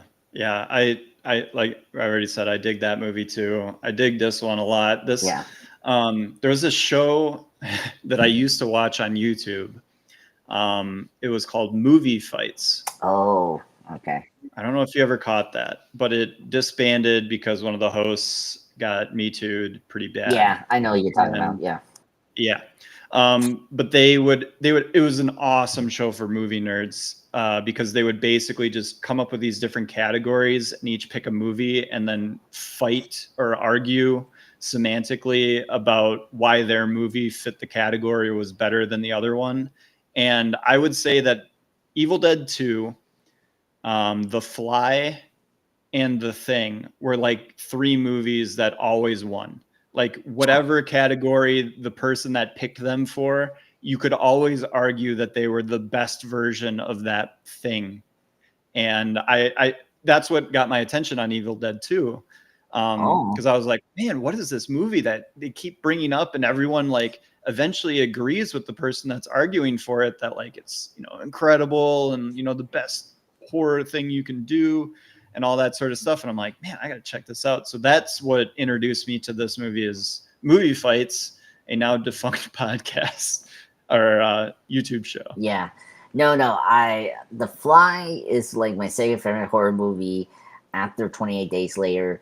I agree with that statement. Hey, and we also covered that movie. oh my God. And so we did the entire series 20 weeks and capped it off with Years, which we loved. Oh yeah. I think 28 Years for me, if we're talking about my top three of the year, is two behind One Battle After Another. Yeah, I'm trying to think. Yeah. And then I would put Eddington at 3 if people are keeping track of them. Oh my God. Yeah. So for me, it's like what can I say? Number one, Sinners, Weapons, and then One Battle, and then fourth was going to be Thunderbolts, and then fifth, I think I remember correctly, was 28 Years Later. If I remember my ranking, I told my friend about like what I thought about this year. So yeah, love 28 Years Later. Love Danny Boyle as a director. He's great. And when I heard, my guy, when I heard he was coming back with Alex Garland for this, I was like, oh my God, heaven and moon. Could not be more excited. Exactly, and the trailer, then So since I got you, and now knowing that you like 28 weeks, so Chris's main criticism, and I love being able to give his side of it without him here, is that he likes the movie Okay, quite a bit. okay. Rated it at about the same level as I did, but he said it is really hard for him to rewatch because of how bad of quality it is. 20 Days Later. Yeah, 28 Days Later. Yeah. Yes. I don't have that problem. I don't have it either. I don't know what's going on. Yeah, well, because I understand why, but then at the same time, when I rewatched it this year with my friend, before after the new movie came out, and Yeah. I I always like it because it made the film and the world real. Like this can actually happen. Found footage. type Exactly, stuff. and and when we get the the obviously the ending, the Hollywood ending, it made sense because it was like we're done now with the the horror and the intensity that we were in the whole half hour. It's like no, I always appreciate the style because it was so unique and you have to understand that they were working on a low budget, so I you have to be forgiving certain things, I will restate that the scene with the monkey that has the rage virus that then goes crazy and kills everyone in the lab. It's not great. Oh, really? It's not very good. Because he does a lot of that quick edit. I see. That is so good in years. 28 years later, but this is kind of his first time kind of doing it. It's dark, it uses strobe lights, and it like is kind of an eye infection to watch. I don't know how many movies you've seen Danny Buller, because like he has done that in a couple of his films, and so I was used I don't think with the strobe lights into that effect, like so. Yeah, I'll give you my favorite Boyle movies because it'll probably like I love Train Spotting. It's not my favorite. It's probably two. Train Spotting is probably my second favorite Danny Boyle movie. My first favorite is Steve Jobs. Oh, I think that's a good the pick. best movie, and I'm also a huge Sorkin sucker. Like, I just like him, guys. I'm sorry, I know it gets old, but I love The West Wing. I could just watch The West Wing. If I had to pick one TV show, it'd probably just be The West Wing. Even though it's not my favorite TV show, I just like listening to it the most because of Sorkin. Yeah. And so Steve Jobs, Train Spotting, and then, I mean, gosh, I love 28 Years so much. But I was going to say, like, before 28 Years, it would have been Slumdog Millionaire. Yeah. But I think that particular whip cut in the dark with strobe light type thing is just too much for me for that particular film. And then he does it again in 28 Years Later, and it's fantastic. Like, so who am I to tell Danny Boyle what and what not to do? Yeah. I mean, I could understand where you're coming from. Yeah, it's starting at first, but then it's like kind of cool how he does it, which is neat. So, just briefly, you did the ranking for Danny Buller. For me, just keep going, man. Yeah, keep it going. Yeah, keep it rolling. I know this is kind of cliche, but number one is 28 Days Later for me because for me that's the movie. It's iconic. Iconic. This is the movie that got me into horror seriously and got me very comfortable because The Fly, I was trying to watch The Fly, but I was just too scared. But then when I got into 28 Days Later, I was like, oh, okay. It got me eased with the blood and the gore and all that. And so when I got to Fly, I had to thank 20 Days Later. And the years, it's such a great character-driven movie.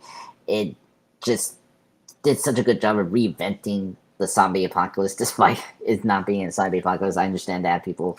And it's a great horror film. It hits home really hard after what we've been through recently, and the new movies. The pandemic. So, second, I will put this a little weird, but The Beach. I like The Beach. Wow. Yes. Wow. You're the one beach fan out there. Yes. We know they're out there. Yeah. And you're one of them. Yeah. I like that movie. I saw it probably too young. Mm-hmm. And I hadn't read the book or knew anything about the book. So I'm like, oh, Danny Boyle, I like him. Oh, Leonardo DiCaprio, I like him. Yeah. And then you watch it and you're like, Yeah, But if you're expecting like this humongous thing and this like awesome, incredible story, and then you kind of get this weird mystery type like cult show, yeah. you're like, I know. That's always the thing with bowlers. Like you don't know what you're gonna get, and that's the thing I liked about the beach. It's like, wow, I didn't expect that, but it's kind of cool. And this leads into my third one. Same thing. People like it, but the third act is kind of problematic. Is Sunshine. I love this movie. I think it's an underrated sci-fi film. This was the last time Alex and Danny worked together before they went back together, and 28 years later. Fantastic science fiction film, very ensemble cast, recognizable actors if you know them. oh yeah, this is a big Chris and me movie. So it's not in my top Boyle film just because of how much I love Danny Boyle. Yeah. But Chris and I bring this movie up a lot as like a hidden classic, Yeah. and we also talk about Alex Garland a lot because we both really like Alex Garland projects. Oh yeah. I mean, Ex Machina, amazing film. Yeah, and then yeah, fourth I will put Slam Dunk Millionaire. I just recently saw that. Yeah, this year or yeah, last year or something like that. Love the movie. I'm happy he won the Oscar. But personally, for me, Dark Knight should have won the Best Picture, and Nolan should have won Best Director. But that's just my opinion. I. But, So that what year was that? 2008? yes, yeah, 2008. Boom. So that was the first year that I started becoming the guy that I am today, which is trying to watch Best Pictures before they then become the Best Picture and stuff like that. Yeah. And like, getting into the predicting and having an opinion and all that. And then when I know what the Best Picture is, if I haven't seen it, making sure I see it. And it was because I'd seen The Dark Knight, obviously, Yeah. and was like, that should win, that should win, that should win. And then it doesn't win. I'm like, what the hell is Slumdog Millionaire? Yeah. And then I watched it because I'm like, you're just going to, because I had then set a goal. I was going to watch every Best Picture from 1990 to the present. And so it just came up in the list. Mm-hmm. I fucking love Slumdog Millionaire. And I'm like, I get it. Superhero movie. It's never, after you start to understand Best Picture winners and stuff like that, you're like, it never really had a chance. So I'm okay with it now historically just being Slumdog Millionaire. And I appreciate that Danny Boyle got an award because I think he's so talented. Yeah. And I wish it would have been for Steve Jobs because, again, I think that movie is almost perfect. Yeah. Yeah. And speaking of Steve Jobs, I'm going to put that as my number 5 because I love that movie too as well. It's one of my my favorite biopics films. I love Aaron Sorkin as a writer. I mean, come on, The Social Network, again, that should have been Best Picture, but whatever. You can't handle the truth.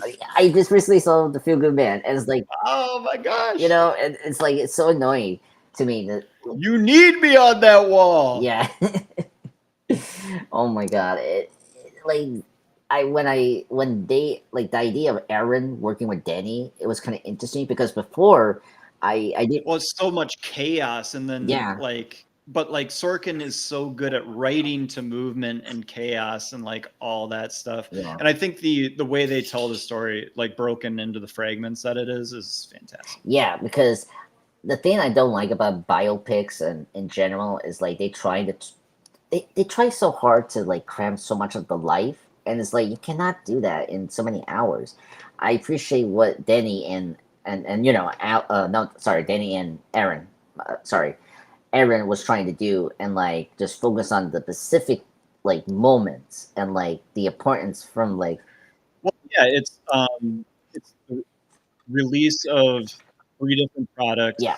And what that day leading up to Steve making the announcement of that new product is going to be. So it really is focusing on like 3 different periods of his life, but only focusing on the day in the life. Right. And like you said, it does a cool trick in the writing where you learn backstory, you learn histories of characters because they're having conversations with each other. Yeah. You're not cutting back to scenes from the past. Yeah. It is people confronting at a breaking point socially, where like Steve is doing this next big thing's happening, but life is also happening to him. Mm-hmm. And so these people have to come confront him at this time before he, blows everything up or whatever is about to happen. And they're using his life and like what has gotten him there to explain to him like all this other crap that he's like putting to the side, his family, like the estranged daughter, the wife, or the woman he had the wife with that he like won't even look like. And Fassbender is just turning. Yeah. It's incredible performance. Do you know what my one nitpick is? Why it's not a perfect movie? Tell me. I'm curious. And I will preface this with, I think he does a fantastic job, but it's Seth Rogen. Oh, I see. As who's the guy? As Wozniak. Yeah. But the problem is, and it's not even his fault. When I rewatch the movie, I just see Seth Rogen. I'm just like, hey, there's Seth Rogen trying to be Steve Wozniak. Like, it's cool. He's doing a great job. He's trying his best, but unfortunately, he's got Seth Rogen's face. So that's all I see. Yeah. Yeah, I can understand that, but at the same time, I appreciate that the movie Steve Jobs didn't do this crazy thing that a lot of biopics do. Is like try to do the makeup thing to like they look like the people. So I appreciate they didn't do that. It's just like allow them just be them like yeah, you could do some just some suggestion like the hair stuff like if you pay attention. I know it's weird, but like the hairstyle that Michael has in that movie as Steve is like kind of similar what like Steve could like look like. They obviously don't look anything alike. No, they didn't look like the same. But I was surprised how he did look pretty good with the iconic black turtleneck and the mannerisms too, kind of the like OCD but hippie kind of. Yeah. So I appreciate that, and no, I understand why, but I still. Well, I would have just recast it. I mean, Yeah. I'm sure there's 1,000 really, really good actors that look kind of similar to Steve Wozniak that could have been in that, but they wanted the big name. They got Rogen. Unfortunately, I just see him as Seth Rogen because in most of the movies that he's in, where it's a comedy, he's just playing Seth Rogen. So you can understand my confusion.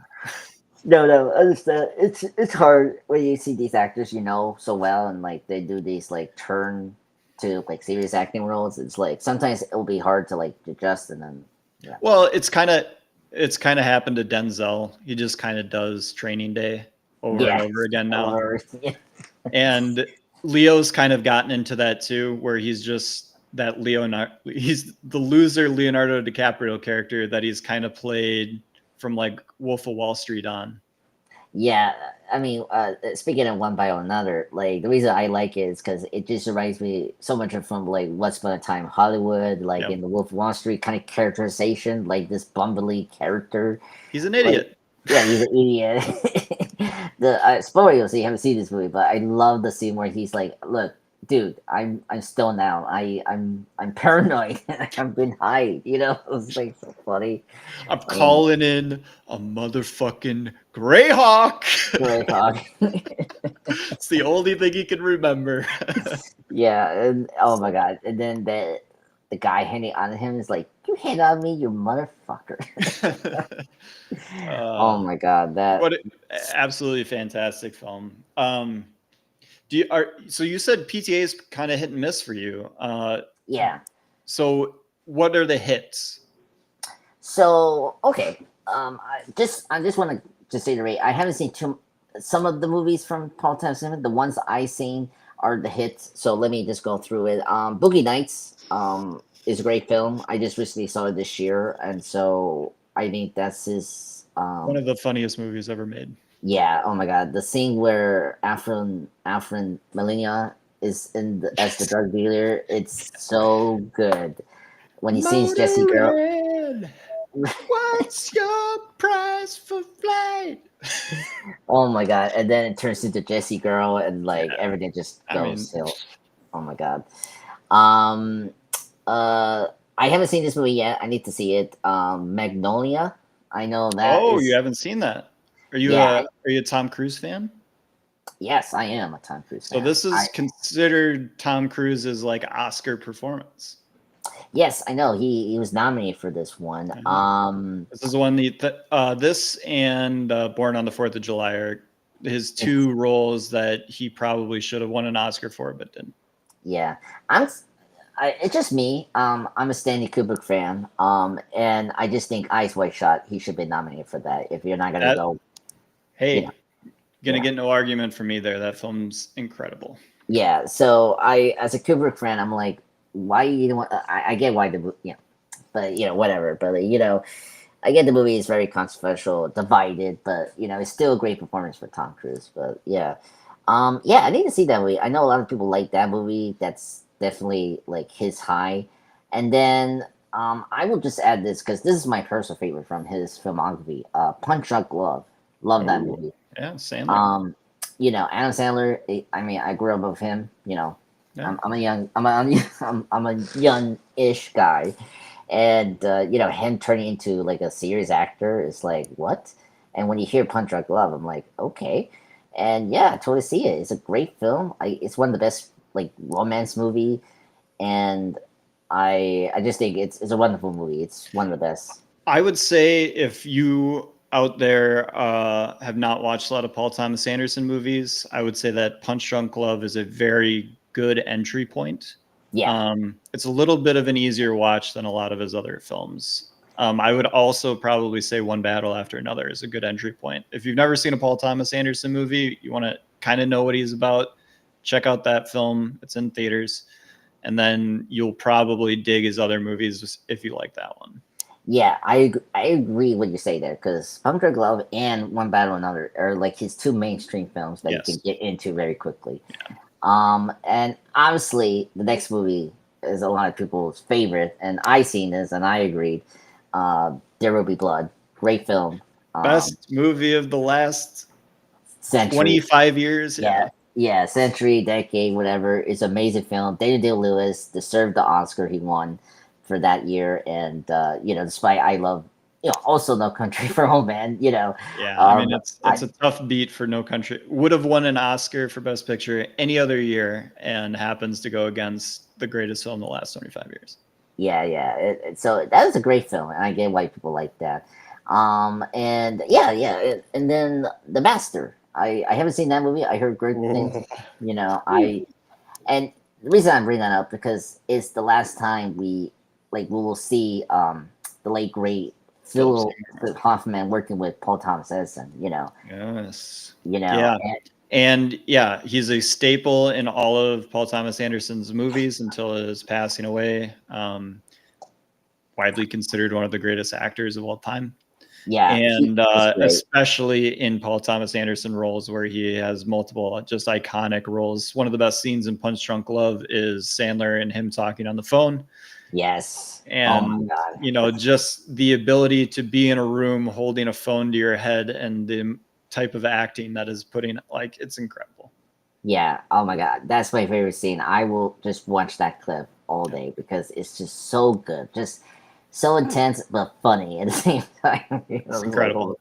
I love it. Yeah, I love it. And then jumping into that, you brought up your favorite Fenton Thread. That's the last good. So not my favorite. Oh, sorry, it was my bad. Third, number 3. So I'm a There Will Be Blood, bro, whatever. I already said best movie of the last 25 years. Yeah. And then my second would be Boogie Nights.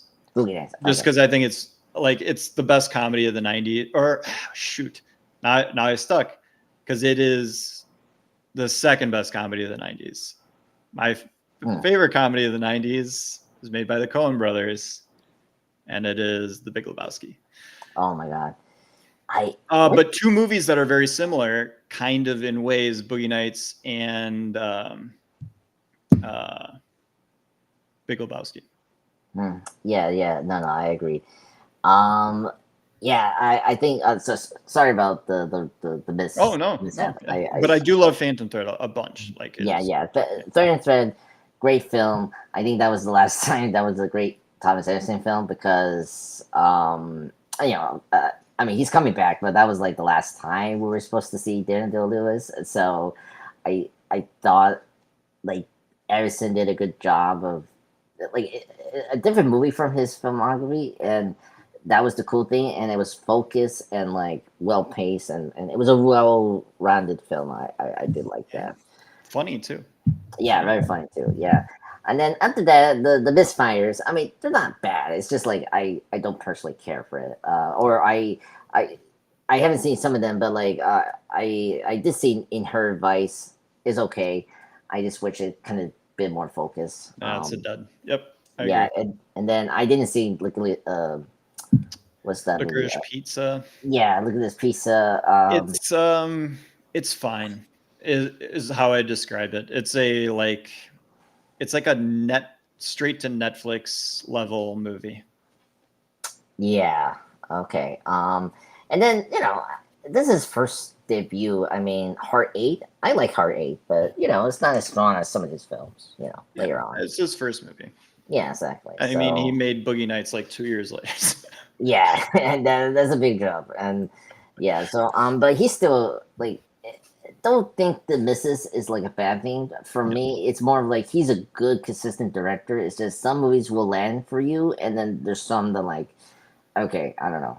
Yeah, I mean, There Will Be Blood is definitely not for everybody. It is a 3-hour long epic about an oil man, 1900s. Like, yeah, it could seem a slog if you were not interested, but yeah. It's also just a classic American, just cinematic masterpiece, all at the same time. And it's about America in a way as portrayed by Daniel Plainview. Is he not what America was founded upon? His ruthlessness, his drive. It's just everything. It's kind of everything that The Brutalist wants to be, and kind of like Adam to God, almost touching, but not quite. And that's why The Brutalist didn't win Best Picture. Yeah, I saw the film. I liked it. It's funny you're comparing that to There Will Be Blood. For me, I just thought it was just a copy. Well, not a copy, but like it was similar to the other Brody film. The Pianist? Yes.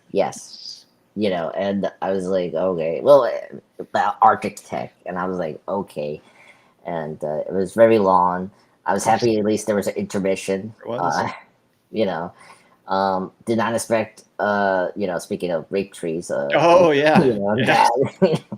I was with my friend that time. The Like old catacombs. Yeah, Well, at least I appreciate the wife calling it out. I will say to. So I really love that film. It's just not There Will Be Blood, which not a lot of movies are. No. That scene shook the theater that I was. I think people were either like, "Whoa," but there were definitely some people that were like, "Fuck this movie! Like, I'm done with it." And that was when a lot of people gave up. Yeah, then I was like, when he started to call him out, I was like, well, it's like he's so drunk, and then he comes like just a Titanic Guy Pearce performance, though. He is worth the price of admission to watch him do his stuff. Yeah, that's the thing. I love. I mean, it's not my favorite movie of 2024, but like I love it because of Guy Pearce, because he's such a great actor. He's such an underrated actor. Like. Dude, the performance in Memento is so good. Like, it's almost indescribable how good he is in that movie, and the fact that like no nominations, not really talked about in the greatest performances of all time. Like, just kind of, and it's even because of how the story is told, his performance gets lost in all of that. And if you have seen the movie enough times, like I have, you start to notice his performance, and you're like, "Holy shit, this guy is incredible." Yeah, I'm a big Nolan fan. When I got to Memento, it was great, and I just didn't understand why, he just didn't get as big as he should be, and Yeah, it's he's like, handsome. Like he can do action. He's like in good shape. So like you'd think he would have gotten tons of roles, but yeah, and so it was just weird. And yeah, I mean, of course, everyone knows Memento because of the non-linear structure. People talked about that a lot. And it's like, okay, what about the performances? Like, that's the key thing, like yeah, Joey Pants too. Joey yeah, Pantaleone. yeah, Great. he's great, Fantastic. Also, fantastic. like back-to-back roles in The Matrix in '99. I think Memento is either 2000 or 2001. 2000, yeah, yeah. Yeah, so like back-to-back years, Joey Pants in Matrix, one of the greatest movies of all time, and then Memento, also a fantastic movie. Yeah, and speaking of that, his co-star Carrie Ann Moss is great as Oh, right, well. yeah, it's both of them in Memento. Back. Yeah, yeah, it's crazy that they're great and they're amazing in their roles, and it's like you need to talk more about the performances. That they're the reason that movie works. It's just Yeah. like it's so good because you could get lost with the Nolan film, and I get that, and that's why he gets good actors to play these characters. Well, he has to. Yeah, Yeah, he if it has was to. like if it was replacement level actors, you would get lost in the sauce. Yeah, exactly. Yeah, and so yeah, I think so. Like number one for me, Paul Thompson film is Punk Drug Love. Love that movie. That's the movie that got me into like respecting him as a director. And then yeah, then second I will put yeah, There Will Be Blood, and then third Boogie Nights, and then So I'm going to give you one more just because we brought up Nolan. I love making lists as much as I'm realizing you like making lists. yeah, Maybe it's this OCD, ADD brain that causes us to, make podcasts and talk about this stuff constantly. yeah. Nolan, do you want 5 or do you want 3? Oh my god. Just give me 5, please, because All I, right. I need to mention his other films. Yeah, yeah. Nolan, but you got to go from 5 to 1. I need you to save the one for last. I'm pretty sure I know what it's going to be, but let's go from 5 to 1. Your Okay. favorite Nolan films. I won't keep you any longer than this, but we got to hit it. We've talked about him enough. Yeah, sure. Okay. Oh my god. Let me. This is on the spot, people. Yeah. Can I put on my Instagram to like check my list? Go for it. Yeah. Let me. Can I say my number one? Because I'm very confident with my number one. Is it Dark Knight? No. Whoa. Okay. Yeah. Go for it. It's Inception. Oh. Okay. Yep. Yeah. So Inception, my number one favorite Nolan film, because it's one of the greatest sci-fi films ever made. I love how he did the concept on in a dream, and so I thought he did a good job of executing that in such a perfect way. And I think he should have won for best director. He should have been nominated for best director. I don't think he was nominated for Inception for best director. So I was very annoyed about that in 2010, and I think Inception should have won for best original screenplay that year. But unfortunately, the fucking movie King's Speech took it, and I'm like, what the hell? And Not a good movie. yeah, not a good movie. I mean, it's more annoying they won for Best Picture, and like The Social Network should have won that, and director for David Fincher. But anyway, The Academy hates Fincher. yeah, I mean they hate everything apparently, horror and superheroes, and yeah. Oh my god. Anyway, yeah, that's my number one. And then you brought up Dark Knight. Number two is Dark Knight. Okay. As a Batman fan, if anyone knows, if you see my channel and all the Batman stuff I did, I love Batman. Yeah, Dark Knight is number one Batman film. As a Nolan fan, film, is number two because a couple of things weird.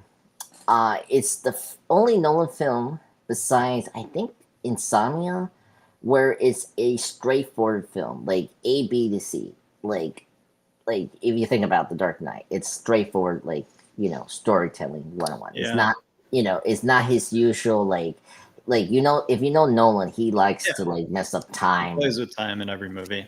Yeah, exactly. And I it's not a problem. Like I don't have an issue with that with Dark Knight, but like but yeah, I'm more My into issue with The Dark Knight is the last 30 minutes of the movie.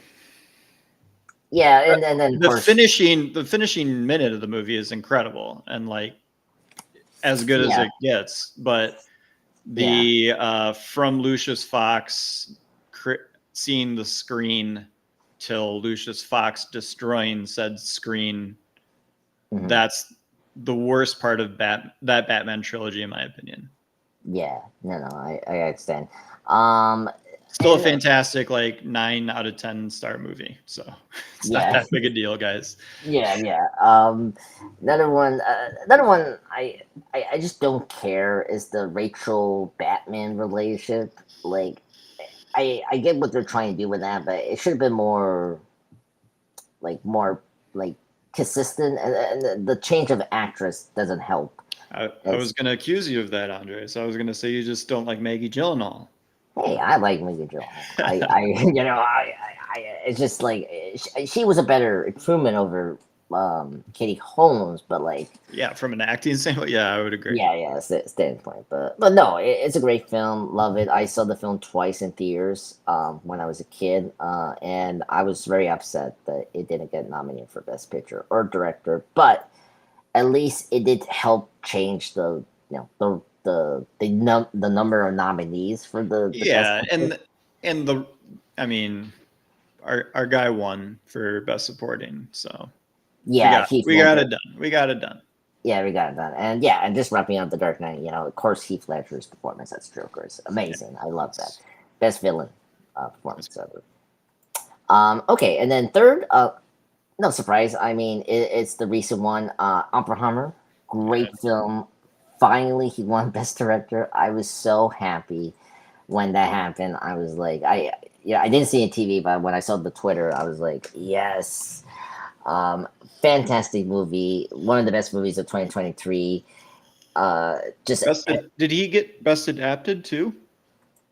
I think so. I think so. I'm pretty sure he won best adapted too, which would be his first writing win also.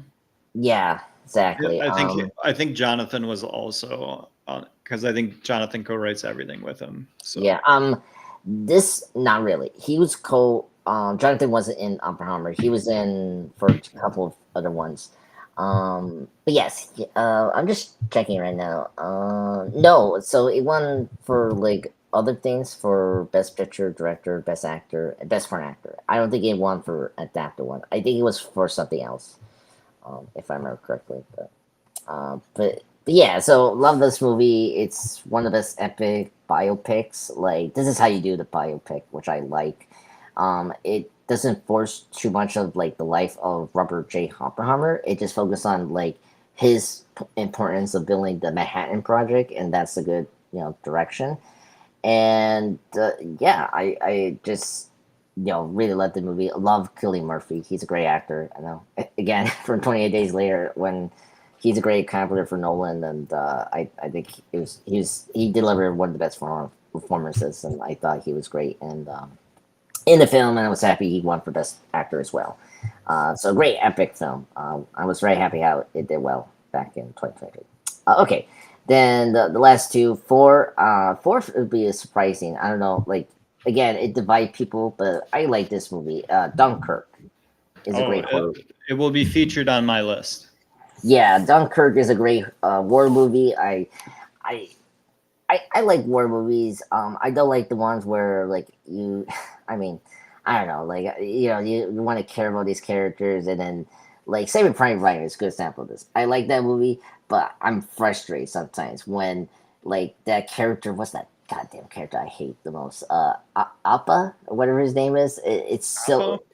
Yes, that and like he annoys me. Like I get he's on trade, like he's not as tough as some of the soldiers, but come on, like I don't know. Turns Spielberg turns him into the most emotional part of the end, or one of the most emotional parts of the end of the movie, when he's going up the stairs and it's cutting to the scene of our boy getting into a knife fight. Like, yeah, that is one of the most powerful scenes of the movie, and then him just weeping with the ammo. Like, he's a great character. He just is.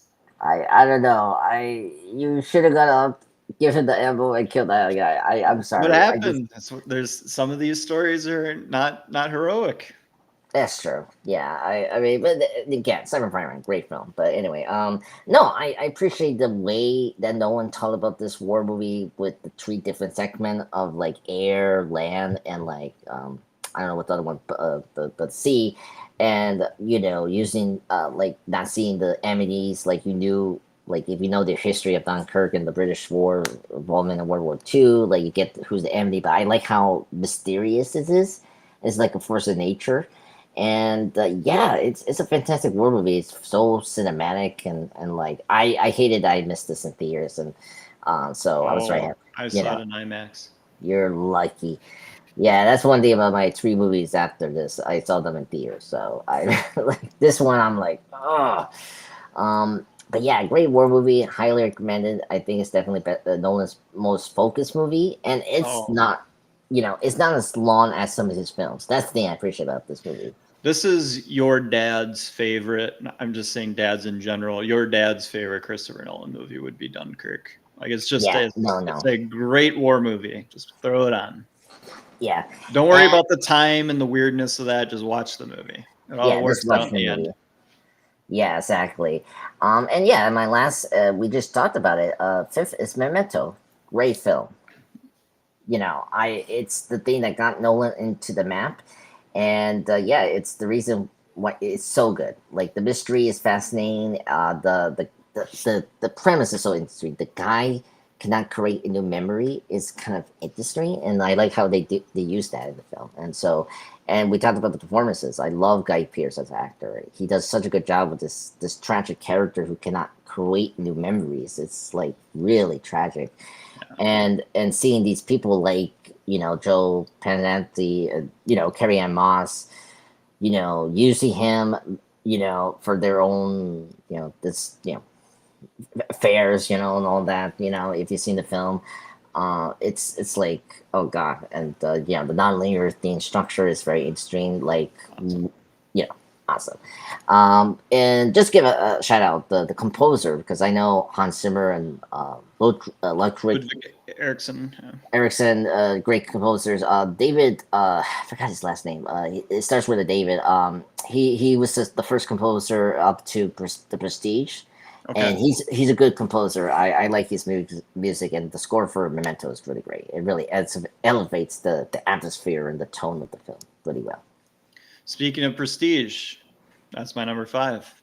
Oh, really? Oh, yeah. That. So this was my second Nolan. Memento was the first Nolan I ever saw.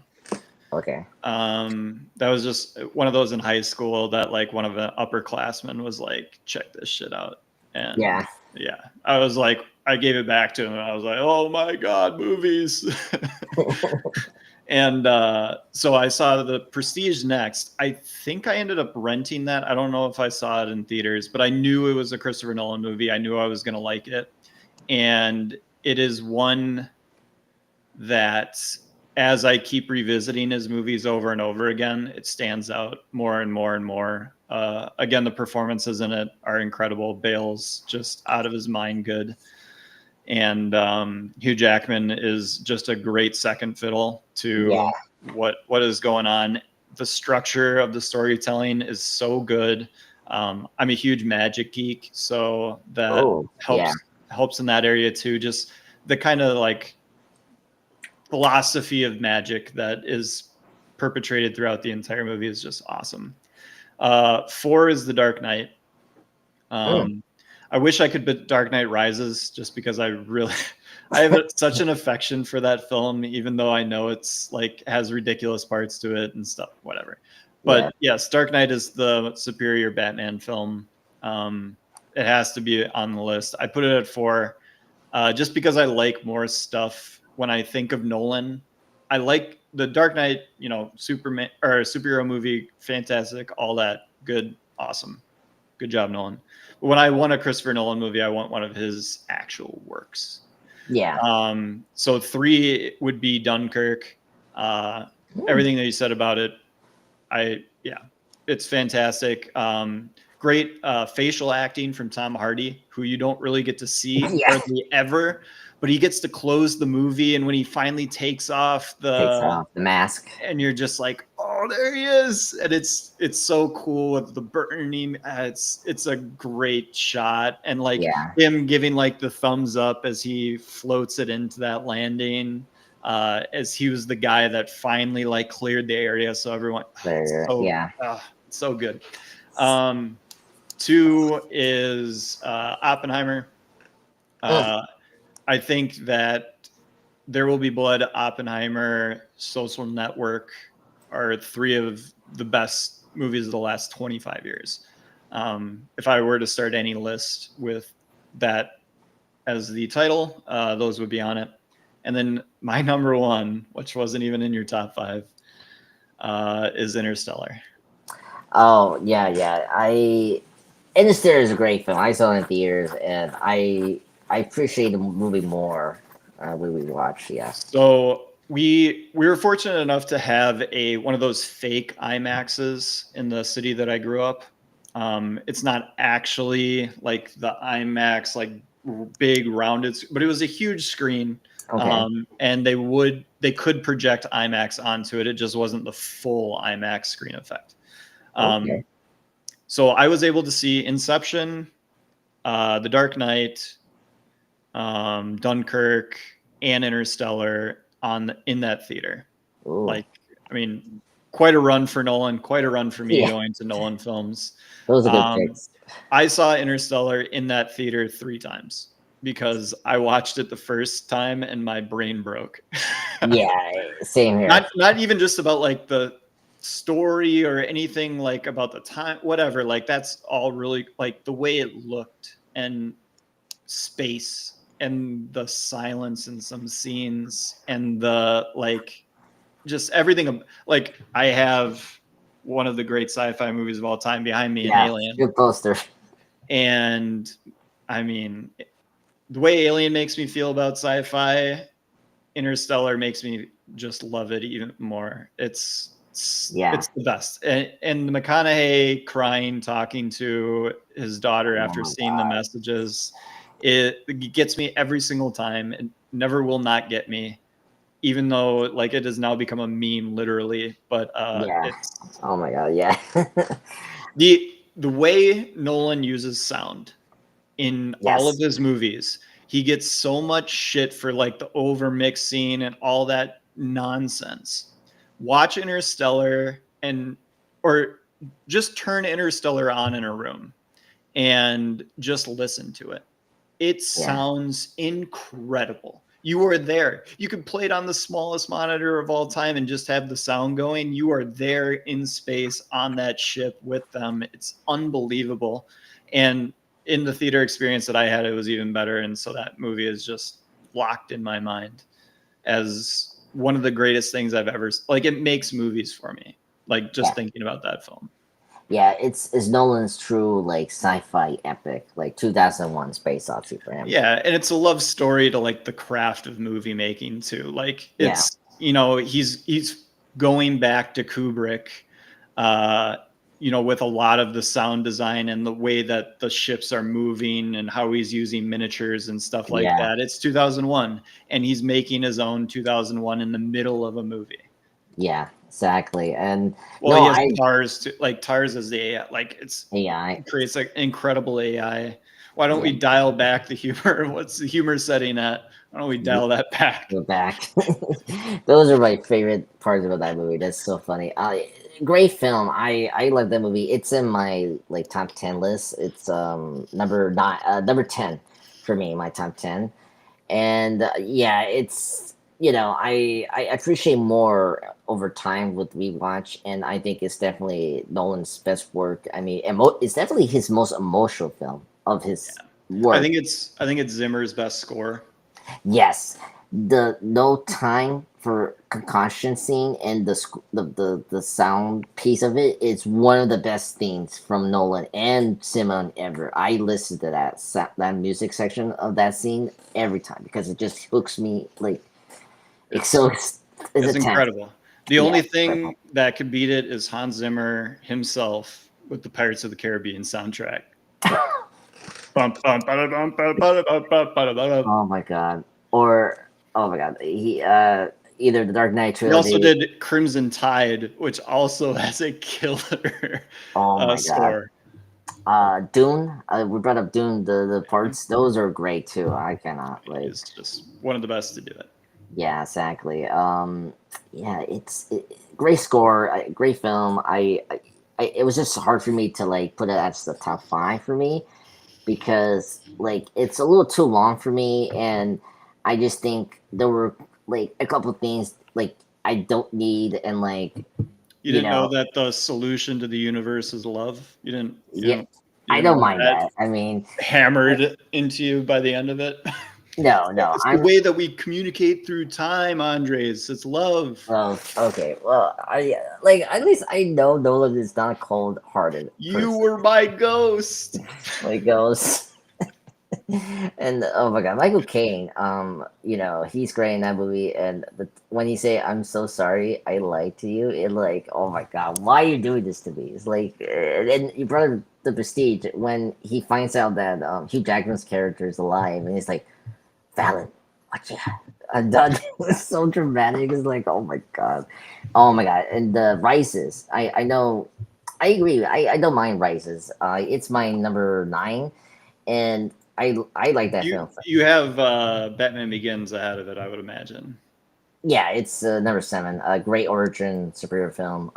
Yeah, I mean, iconic villain Ra's al Ghul. Yeah, Who has Yeah. no business? Well, yes, he has business being a cool villain, but like, you wouldn't think that it would translate to the screen super well, and like somehow Neeson pulls it off. yeah. So I'm going full on Batman geek. I like some of the changes that Nolan did to the character Ra's al Ghul, like in terms of his motivation from the Yeah. comic books, and I'm forgiving for him not using the supernatural elements. Everyone knows, Like those movies are so grounded in reality. Yeah, I'm fine with that. I don't mind the first part because it works well in Batman Begins because it's a Batman story foremost, and that was the thing I didn't know about the whole previous Batman film, so I was like so engrossed of what Ra's was for Batman in that movie, and and all that. I think it was a necessary change for that character, and I like what he did for that character because I love the Ra's School character and the creators that did that character because they're no longer with us. Fortunately, they passed recently, and so great characters. Great characters. I think that Tom Hardy should have won an Academy Award for Bane. Bane is the best. Yeah. Bane, I mean, if it wasn't the Joker as the best villain of that trilogy, it would be Bane. Bane. Sorry, Yeah. Ra's al Ghul, but Bane is better.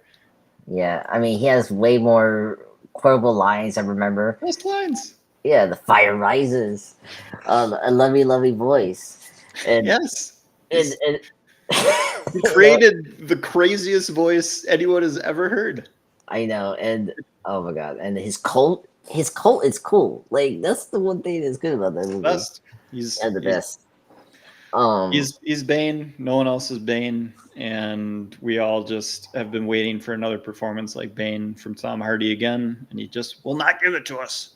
No, Venom. It was kind of like closest, but I don't like that. He's like, too in on the joke with those movies. It's like it's why Ryan Reynolds works in Deadpool is the reason why Tom Hardy doesn't work in Venom. Because like, yeah, it's just especially by the second and the third movie, you're just like, well, I mean, now it's just a comedy.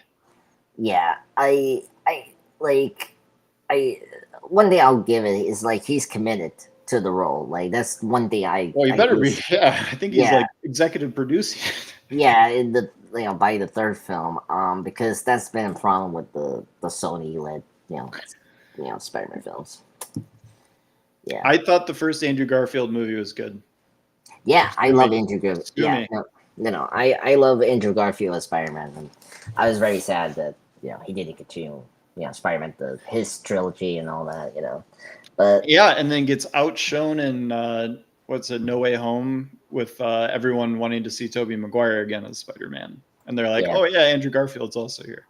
Yeah, well, I think he got the great resolution as his character than Toby. Like at least Toby was more of like a fan service Oh because yeah, he's for sure. because he had a proper trilogy and like like his character was like properly sent off. Despite Spider-Man 3's problems, but like I appreciate that we did things to like move like did something with his character emotionally, like him saving MJ, pay off from Spider-Man 2, like that. I really appreciate that, and all that worked. And then his villains, like I like more like what Electro was doing than number 2 and all that.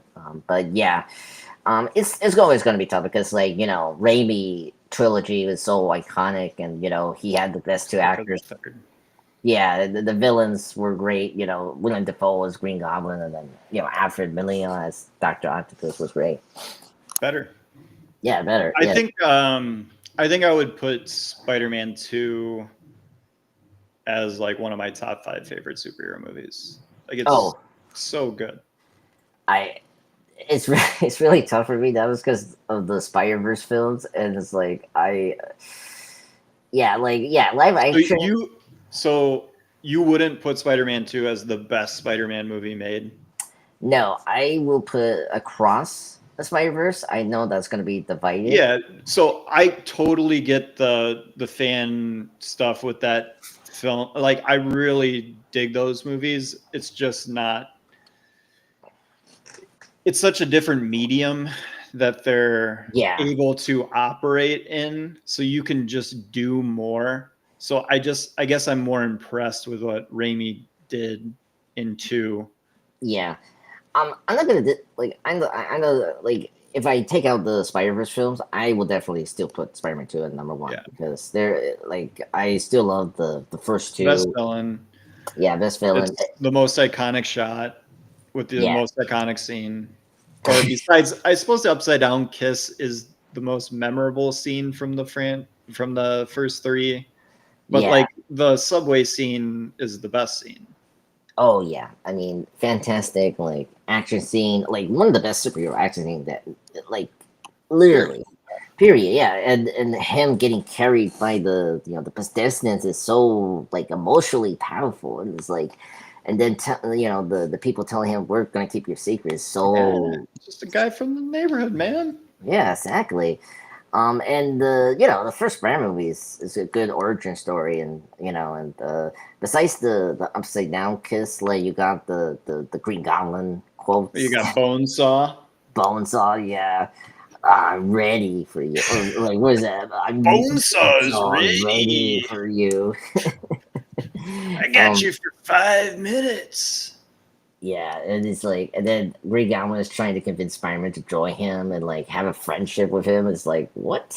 I was like, I offer you friendship, and you just spat it at my face, and it's like, oh my god, so funny.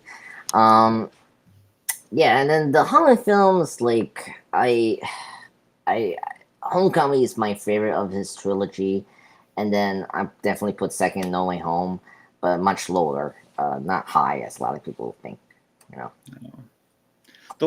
They're incredibly watchable films. The Disney Spider-Man movies are incredibly watchable movies.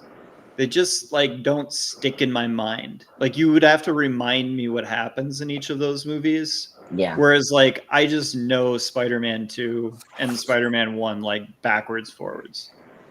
Yeah, like Homecoming is like the closest to it because of the Michael Keaton. Like I like the reveal we did with that. That's really, it's a cool reveal. It's awesome. Yeah, and he's such a good actor too. That to get him to play that role is just and in the way they did it with him being like the girlfriend's father and all that stuff. Like, yeah, it was so good because one thing I do like about Homecoming, it felt like a grounded street level Spider-Man movie. And it's a true origin, yeah. Far From Home is like so like not bad. It's like the weakest of the bunch. I like the only reason I like that film is because of the mysterious. That's the Gyllenhaal, right? Yeah, the Gyllenhaal, and it's just the humor is so like not as good as Homecoming, and because of because it was right after Endgame. It was like they didn't took the seriousness or like time to develop like what happened with the blip and all of that fight. You know, like we really got that in Phase 4 more. If you wanted to spend more like in depth of like what happened with the characters and like all that blip thing, 5 year time lit thing, whatever. Um, I just the Far From Home was way too much like a comedy movie and not like a superhero film, and and like the joke where like Spider-Man like was on getting undressed in front of that old, like such a bad scene, like such a bad joke. I was like, why, like first off inappropriate because he's a kid. Yeah. It's like I know that's kind of silly, but it's like that's not like a good joke, and I don't know what they were thinking. So. Spider-Man 2 still the best, unless you allow the Yeah, Spider-Verse movies in there, and Yeah, then you so- have to yeah. give into the anime side of things. Yeah. And I'm a fan of animated movies. I am Yeah. not a animated movie hater. I just put them in a different category in my mind. Yeah, no, I understand.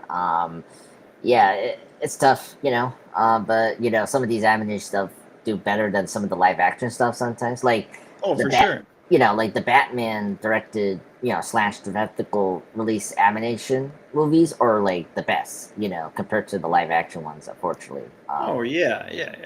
It's like Max Phantasm is a great film. It is. Yeah. The Killing Joke is good. Yeah, Under the Red Hood is amazing. The list goes on. Yeah, you could. I mean, they're all on HBO Max too, so just go check those out. They're Yeah. usually only like an hour and 10 minutes, and they're killer Batman movies. Like Yeah. they're just the comics brought to life, and it's awesome. Yeah, But again, in a different category in my mind, it's just yeah, I can never really compare the two because, like, I mean, I watched Inside Out, the first one, like last week, and just bawled my eyes out again. I love that. God. But I like, it's not. I would never like try to compare it to like The Notebook I or like things that make me cry consistently. Oh my God, The Notebook. I mean, it's definitely the better of the Nicholas Sparks films, but if You know, like Safe Haven. oh God, I don't know what you're talking about, but You don't know Safe Haven? I think I remember the movie. It's with Kobe Check out Summers. Safe Haven. Yeah, and I think I remember I know this one. Julianne Hough, who is Julianne like Hough. the dancer. She's on Dancing with the Stars now. That's what Okay, she's yeah, known yeah. for. Yeah, okay.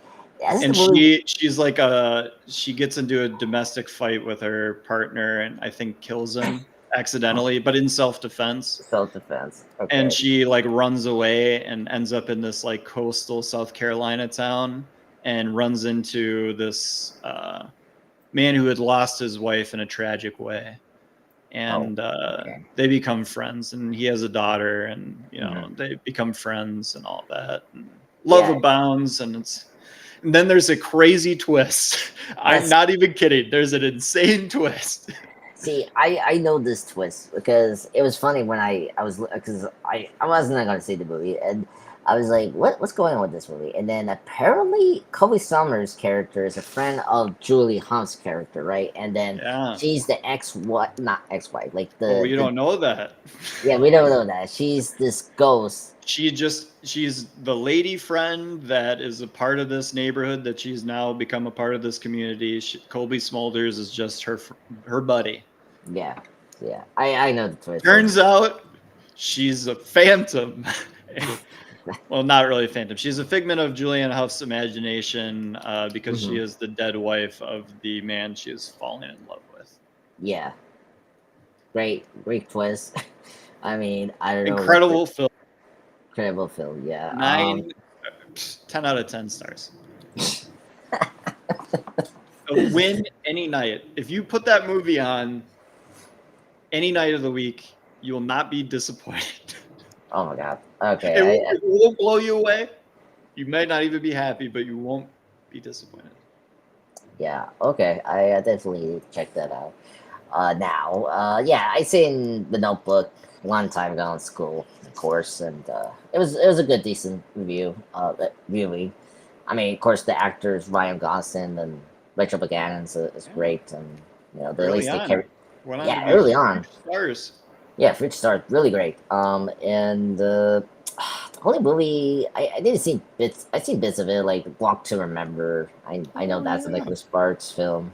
That was a good one. But yeah, but Inside Out is a great film. Like fair enough, great emotional film. I mean, Pixar film, of course. But my personal favorite that gets me sometimes is Up. Up is my favorite one. Oh, That is, that's your Pixar movie. All right. yeah, tear jerking and just a fun movie. Squirrel. I Monsters Inc. gets me every time with Oh my Boo and god. Sully. That Yep. kills me.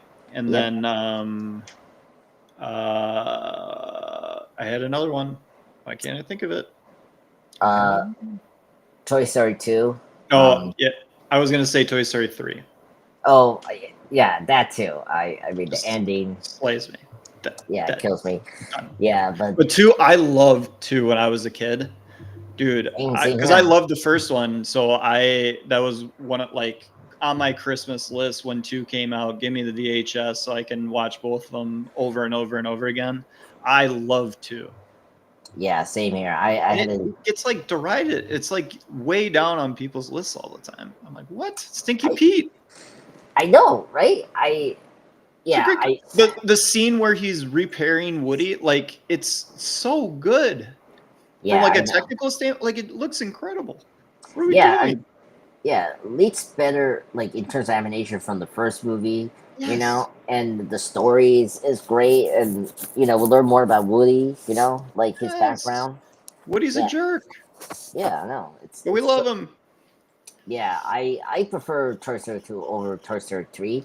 No offense, but Yeah, like I mean it's a more like I a, agree. No, I totally agree. I think 2 is better. 3 just has the emotional kick in the butt.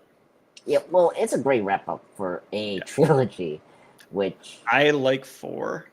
I like for. Forky is an incredible character. I know they don't like. I know people don't like these two characters. The Key and Peele characters, dolls, whatever Yeah, they are.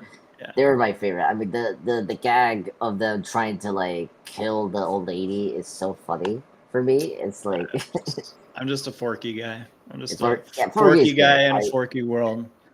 I Because don't mind Forky, but I can't remember the name of that actor, but I just think of him as Buster Bluth from Arrested Development. yes, that's who he is. Yes, yeah, he's a good actor. I know what you're talking about. Yeah, he's great as Insanely Forky. funny. He also is on Veep. Incredibly funny. I haven't seen Veep. I've just heard he's very incredibly funny. He's well, Will Arnett might be the funniest part of Arrested Development. Yes, he is the funniest part. But Yeah. actually, oh man, uh, I mean, you got well. I mean, the Jason Bateman, he's funny. I like him. no, well, he's not. I mean, he's not funny in that It's either show, but Tobias or Buster that are.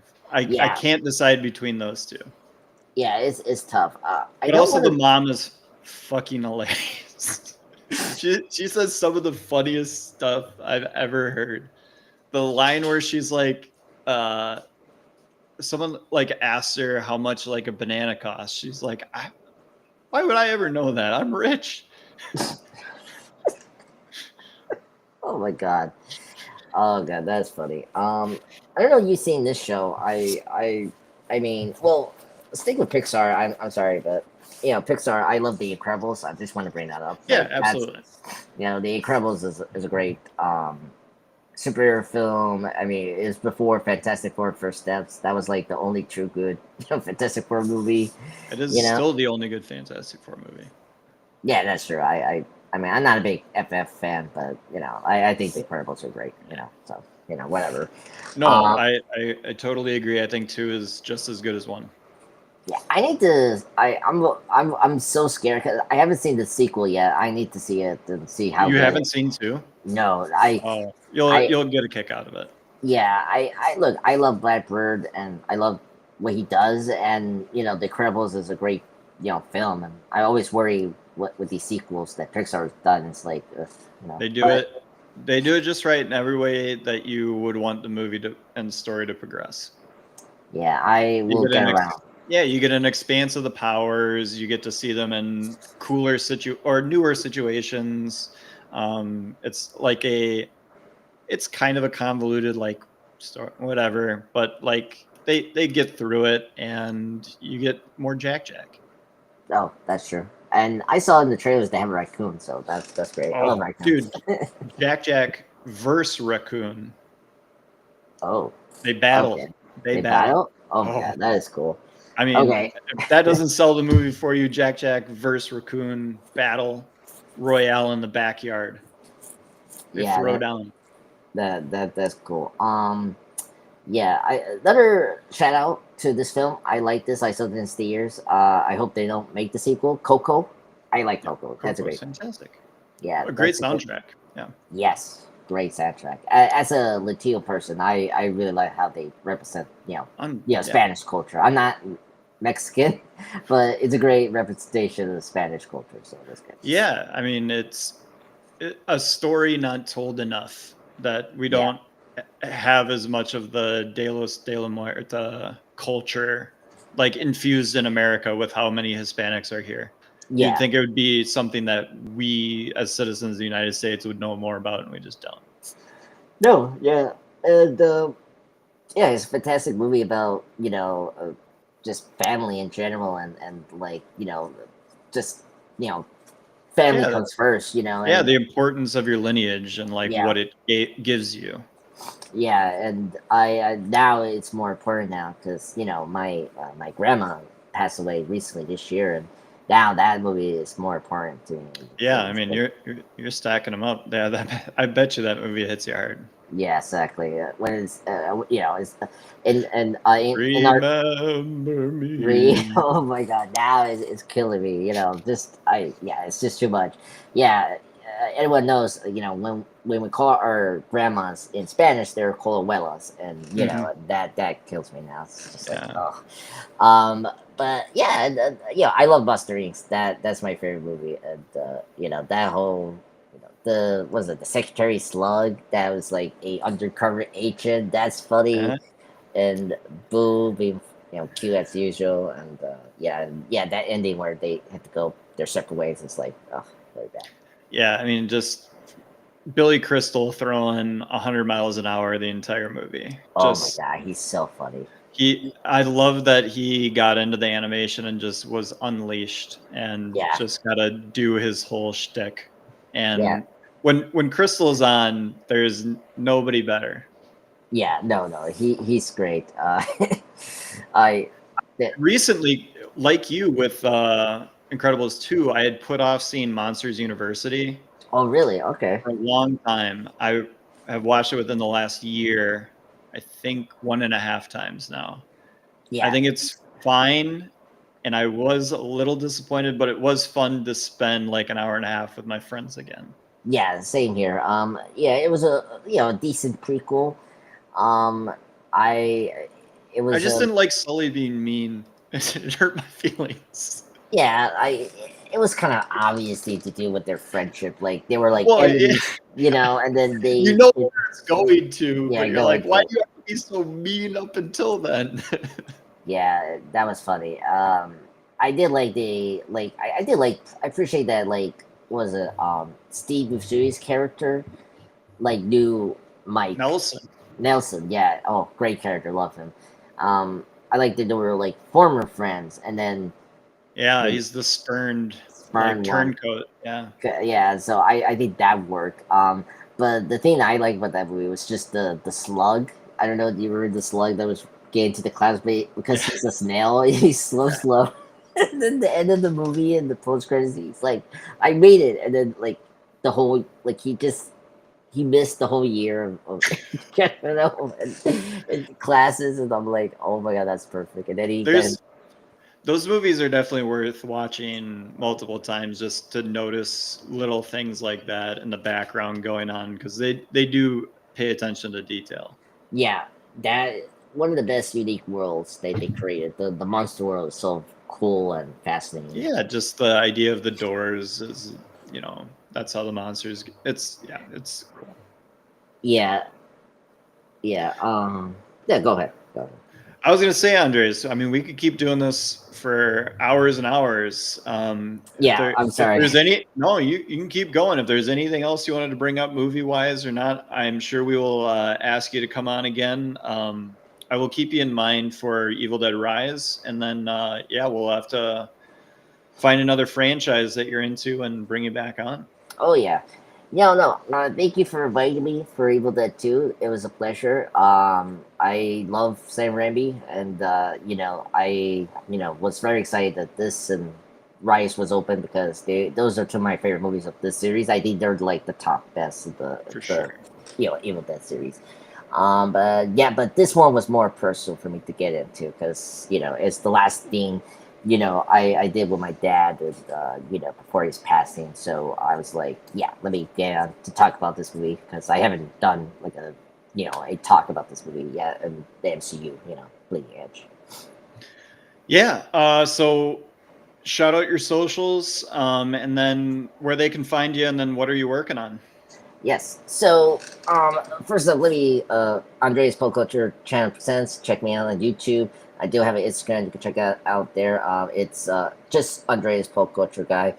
And that's mainly I use. And I do have a Threads, and it's under Andreas Pop Culture, where my main content is all pop culture things, movies, TV, and any of comic book stuff. And I create content with that. I do movie views and TV views as well.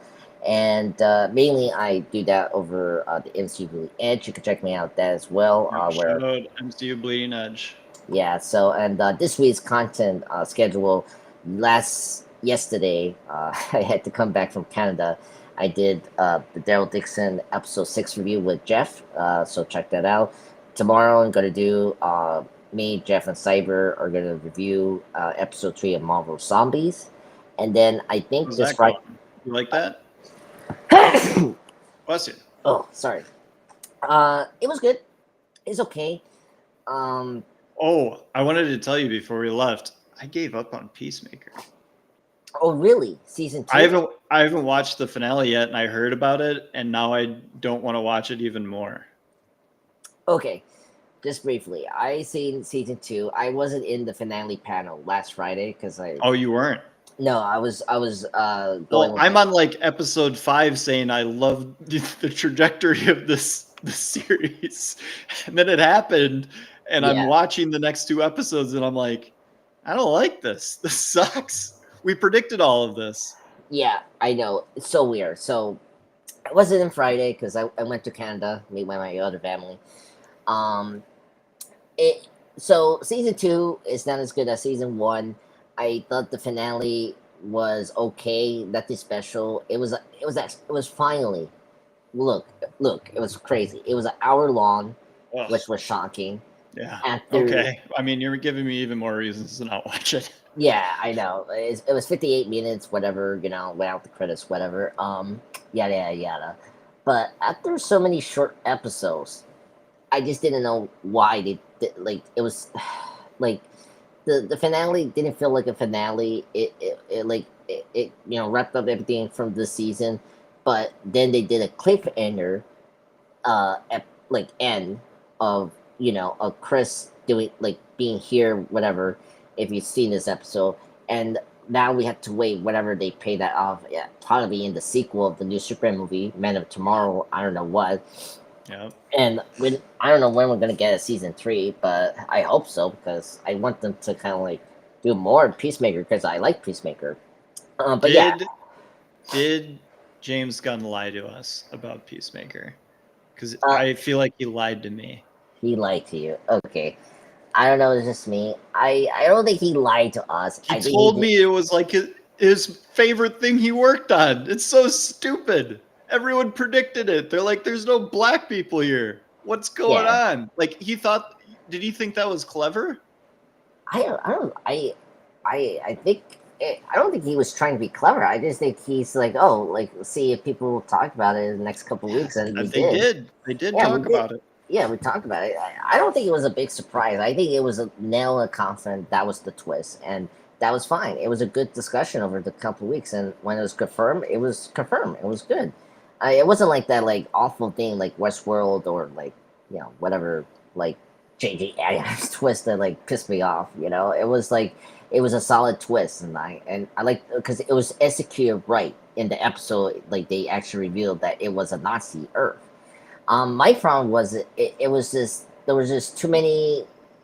It it dismissed a lot of opportunities of storylines that I kind of wish they spent more time with in this season, and it was because they did so many short episodes. It just didn't have time to do these like certain episode like storylines, like the whole Rick Flag thing.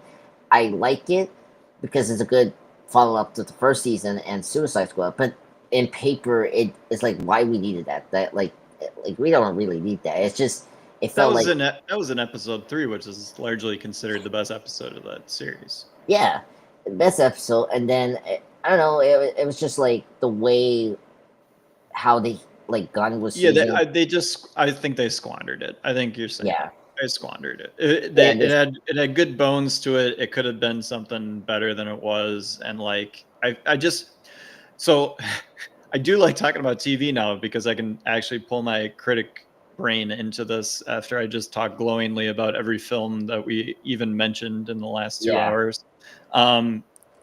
TV does bring anger out of me that movies just don't. Like it the storyline with the Nazi USA or whatever is just a layup. It's a layup. Like do something challenging. Like that's not you think it's challenging maybe, you think it's punk rock or whatever, like let's do it. Let's go all the way. But it's just not, and it's not the right show, or it kind of forced it into being the right show to do it because of everything they did in season 1, but it's just I don't know, man. well, It's too easy. It's the easy way out. yeah, I see where you're coming from with that. My problem with it, like I like it, but I want to spend more time in that universe. That was the problem with the storyline of the Nazi Earth. It was like a cool concept, and I thought initially they were going to spend more time in that Earth, but because they wrapped it up so quickly by like episode 7 for the Yeah. finale, I was like, really, because plus again, there was like a couple of like threads that was loose, and I'm like, when you're gonna pick that up? And I don't know, like I just wondering what's the like why we're doing this multiverse thing anyway. Like I'm getting tired They of this didn't have multiverse. to. They didn't have Yeah, to. They could have saved it for another season. If they really wanted to do it in season 3 or something. Like keep yeah, Peacemaker season 1 was great because it was just stuff happening like in that town.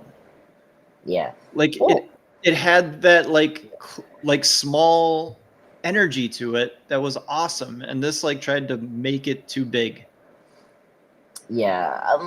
I think so, but like I think they were trying to keep it smaller, which I like in this season. I think this season was a good character driven show where like season 1 was more like a plot driven show, right? And it was more action. That's the thing too. Like I think this season was less action, which I think that was kind of a problem for me.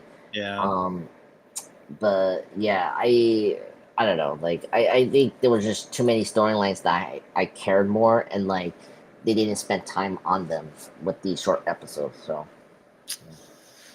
yeah, Well, but yeah, it's just tough. It's a tough world out there in the superhero TV landscape. yeah. I'm not calling this the best of this year. I think it still goes for Endor or Alien. Like now they're at the top. Well, it's not even close. Yeah, not even It's close. Andor. It's Yeah, Andor. well, yeah, Endor is number 1 definitely. I like teased my thoughts about the Alien TV show. You can listen to all my thoughts on our feed if you'd like. Ooh, I need to check I hate it. that. Oh, really? I No, really hate it. I loved the first 2 episodes. I loved the basically movie, mini episode movie, and 5. yeah, Yeah. fantastic stuff. But as a whole, it is a rotten apple and I didn't like it. Uh, this is a weird like sample. It's a good peach fruit, but not for everyone. So that's how I view it. There's enough fan servicey stuff in it that like tickled me, here and there. But I was so out on the xenomorph and Wendy connection. It's just like this is like the part of Alien that I don't care about. Like, just keep the xenomorph the villain. I don't want it to befriend someone. Like, it's my least favorite Alien movie is Resurrection. Like, I know. Like, it's everyone's least favorite. Yeah, I know. Like, I like Alien vs Predator and Alien vs Predator Requiem more than Alien Resurrection. So, like, it's awful. Yeah, it's awful. But so when I get a whiff, Andres, of Alien Resurrection in any of my Alien movies, I am allergic to it for the rest of the time. So I don't like Romulus because of that. I don't like the TV show because of that, because there is just that whiff that I can't get out of it. I can't get out of it. It's like, when you take that sniff from the milk, you're like, is it bad? I don't know. But even if you have the thought in your head, you're not going to drink it. Yeah. And it might not be, but you have the thought. So I just can't get there with Romulus, and I can't get there with the TV show. Yeah. But I love Alien. I love so many other things about the Alien franchise. It's just like the last two things have just been stinkers to me. Yeah. It's tough. I don't think we had a good solid project of Alien since Aliens, so it's going to be tough to like live. You don't like Prometheus and Covenant? I mean, you say it stink. Like Alien Covenant is like a stink.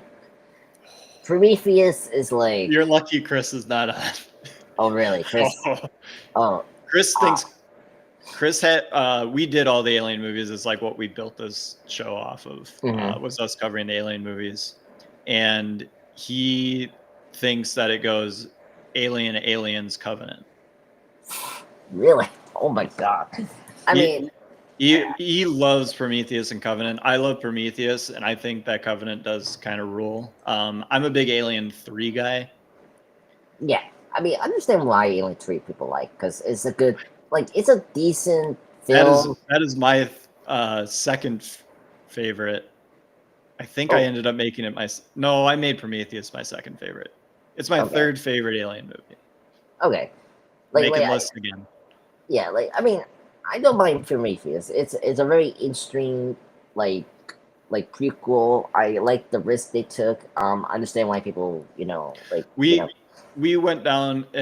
It's actually funny now. In hindsight, we did talk about it on the episode of Prometheus, but we got like super duped by this YouTube guy, this like Swedish dude that was like, there's stuff written in the script and here it is, and it's about the creators, and like here's what you see, this in this frame, we decoded it and everything, and like this is what it actually, and we got like deep in the weeds with that, so we were talking crazy theories about that movie. Yeah, like Ridley Scott like figured out how life was created on this earth. Life is great. Yeah, it's a really interesting. Like that's the concept I like about Prometheus. That like the idea of like these aliens created us. That I like.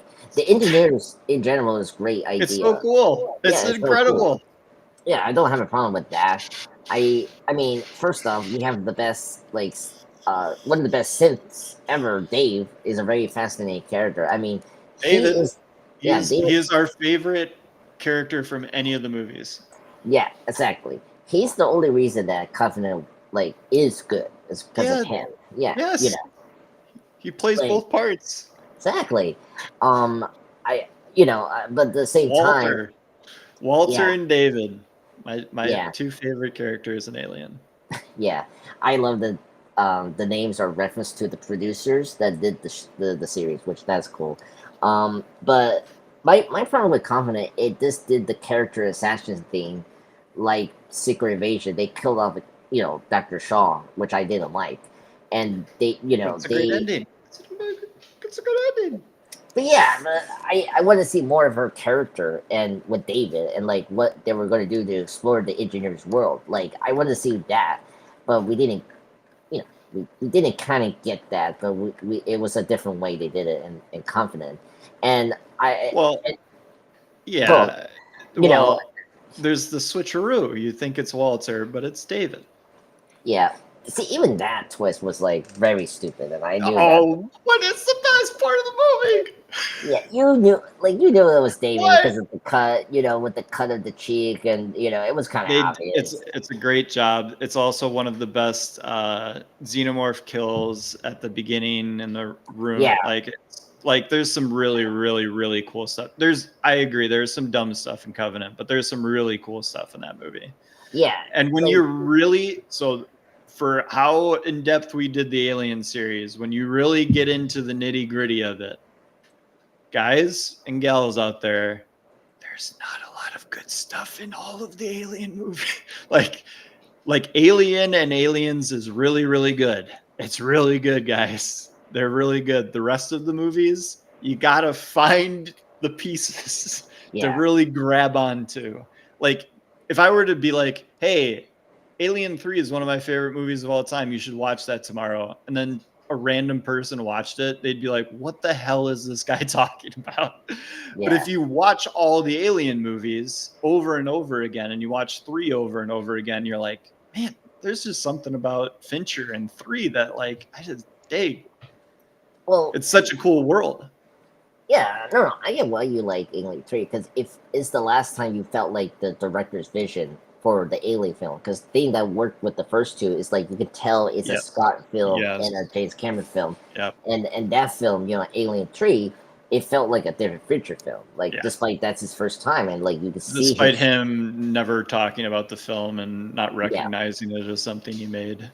yeah, which I understand because he was dealing with so many. My entire argument was David Fincher is such a good director that he essentially handed this movie off to the studio and like gave up on it, and they did whatever, convoluted bullshit that they wanted to do with it or whatever, and then you watch it and you're like, that's a David Fincher movie. He's Yeah. so in the DNA of anything he touches that you just know it when you see it. Yeah, exactly.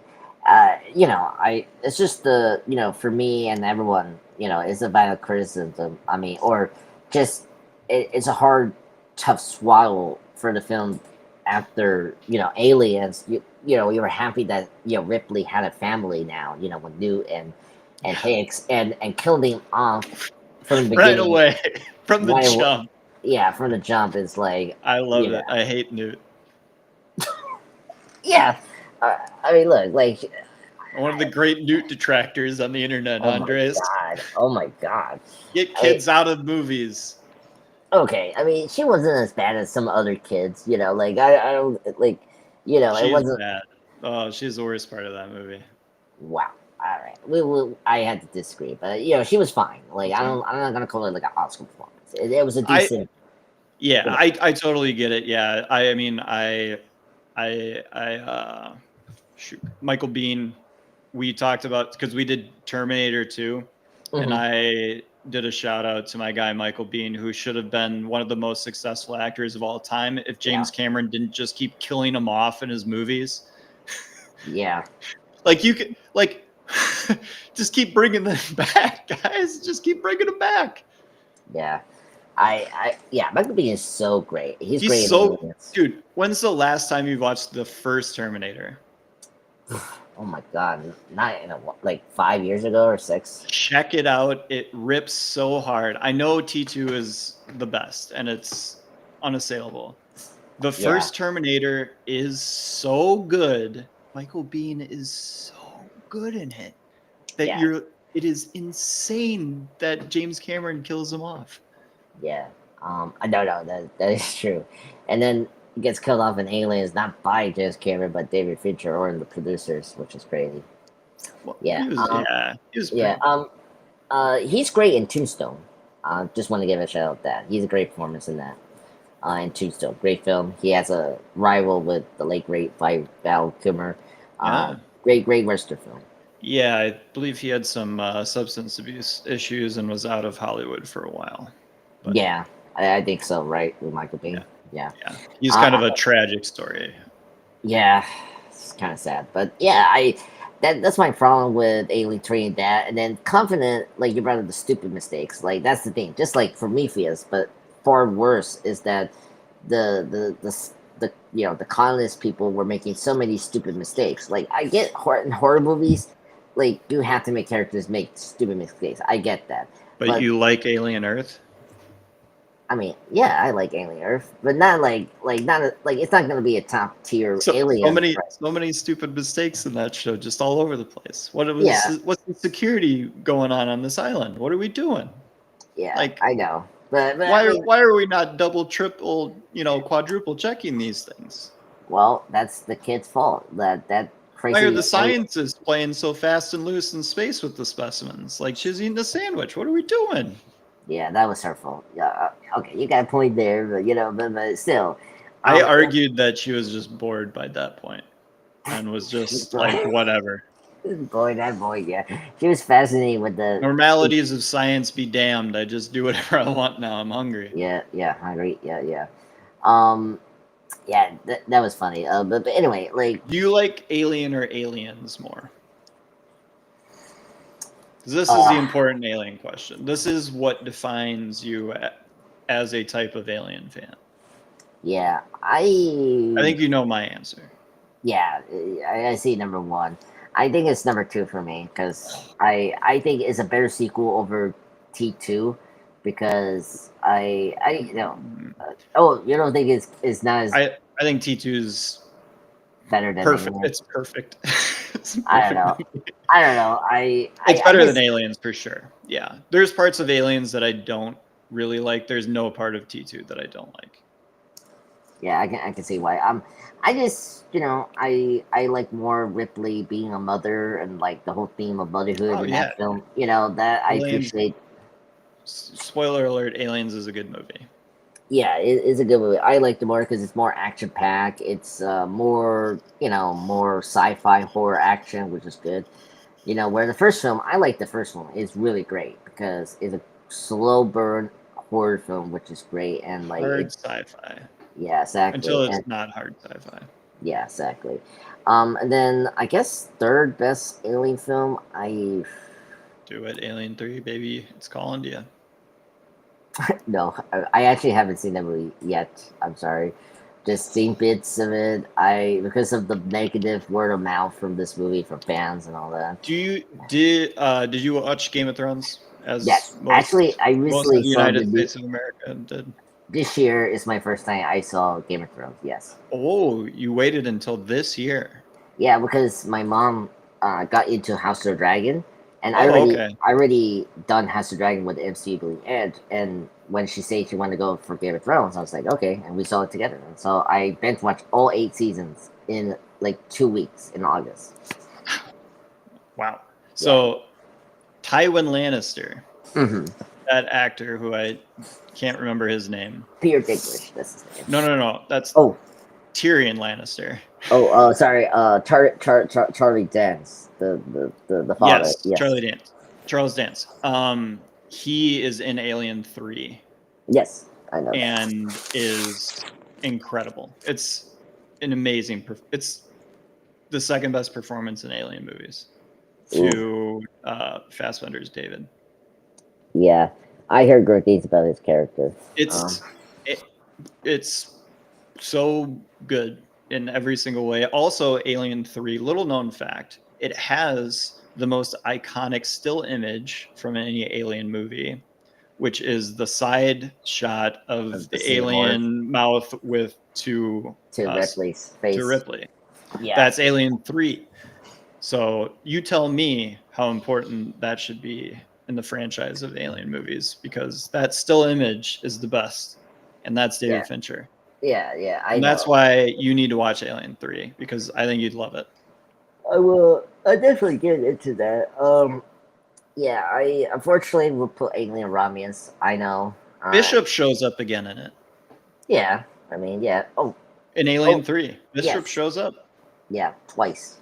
Just to let people know, there's twice we see the destroy bishop, and then we see another bishop. But I'm not gonna spoil what. But yeah. Well, that's because his image, the way Bishop looks, is the prototype for all androids of that Androids. model. Yeah, So there's just a bunch of Bishop models all over the place, which is why, and it's based off of, in Alien 3, they mhm. reveal that it's based off of one of the Weyland Yutani leader, Employees. Yeah, I think I remember that because detail. Yeah, he looks as Bishop like looks. I mentioned. Yeah, there's a way to calm Ripley to get the Silver Queen safely to the web tunneling company. Yeah. So I like Alien Romulus. That's like here's the thing. If I see these movies first time in theaters, which is a big deal, like Romulus, like I think it's a big deal. Yeah, I like Alien Romulus. It's not like the most original best film ever. It's a good sci-fi like horror film, like that really respects the original. Like first off, we're gonna talk to his film, the Evil Dead remake. Freddie Alvarez, great director. I mean, I don't know, you seen Don't Breathe? Great horror film. The Oh, Don't Breathe. Oh, well, Don't Breathe, great film. I think you will like it. It's a really great, like, is that intense. the one with the blind dude in there in the Yes, house? Okay, yeah, I saw the yeah, trailer for that. I remember the trailer. yeah. Great film. I think you will like it. It's really fantastic.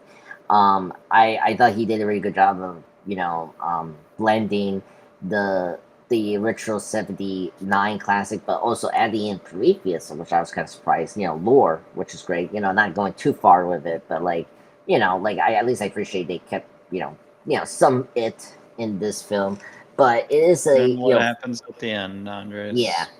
What yeah, happens at the end? It turns into Alien Resurrection, a yeah. almost shot for shot remake of it. Yeah, but at least it was better than Alien Restoration. Like at least like they were Yeah, using. everything up to that point was better than Alien Resurrection. I agree with Yeah, that. yeah, But and I Alien thought Resurrection is one of the worst movies I've ever seen. So yeah, it's yeah. I mean, no, I agree with you. Like Resurrection, worst movie out of the four. It's such a studio like community film. Like it's not even like you don't get the like. I mean, like that director is very good. I mean, he's great. I mean, I don't know. Amelie, Emily, and the city of Lost Children is very cool. yeah, But just not. He shouldn't have gone yeah, into the alien world. We didn't need it. no, no, and I thought that movie was very weak. But for me, the worst movies ever is really the MVP. I'm sorry, No, MVP, AVP MVP, sucks. yeah, MVP Wakeman is the worst one. At Oh, least, dude, I have a soft spot for AVP Requiem because I oh really really? I like Pred Alien. I, I get a kick out of Pred Alien. yeah, I like that idea, but I just wish they used it Oh, better. it's a really stupid movie, man. Yeah, It's like it's a I Know What You Did Last Summer level horror movie that happens to have an alien and a predator in it. yeah, it's like a slasher film, which I'm like, what the hell are we doing But here? then a nuclear bomb is also dropped on the town. I know see that's the thing that It's the best. It's a great movie. I don't know. I that bird lost me, and like the So character.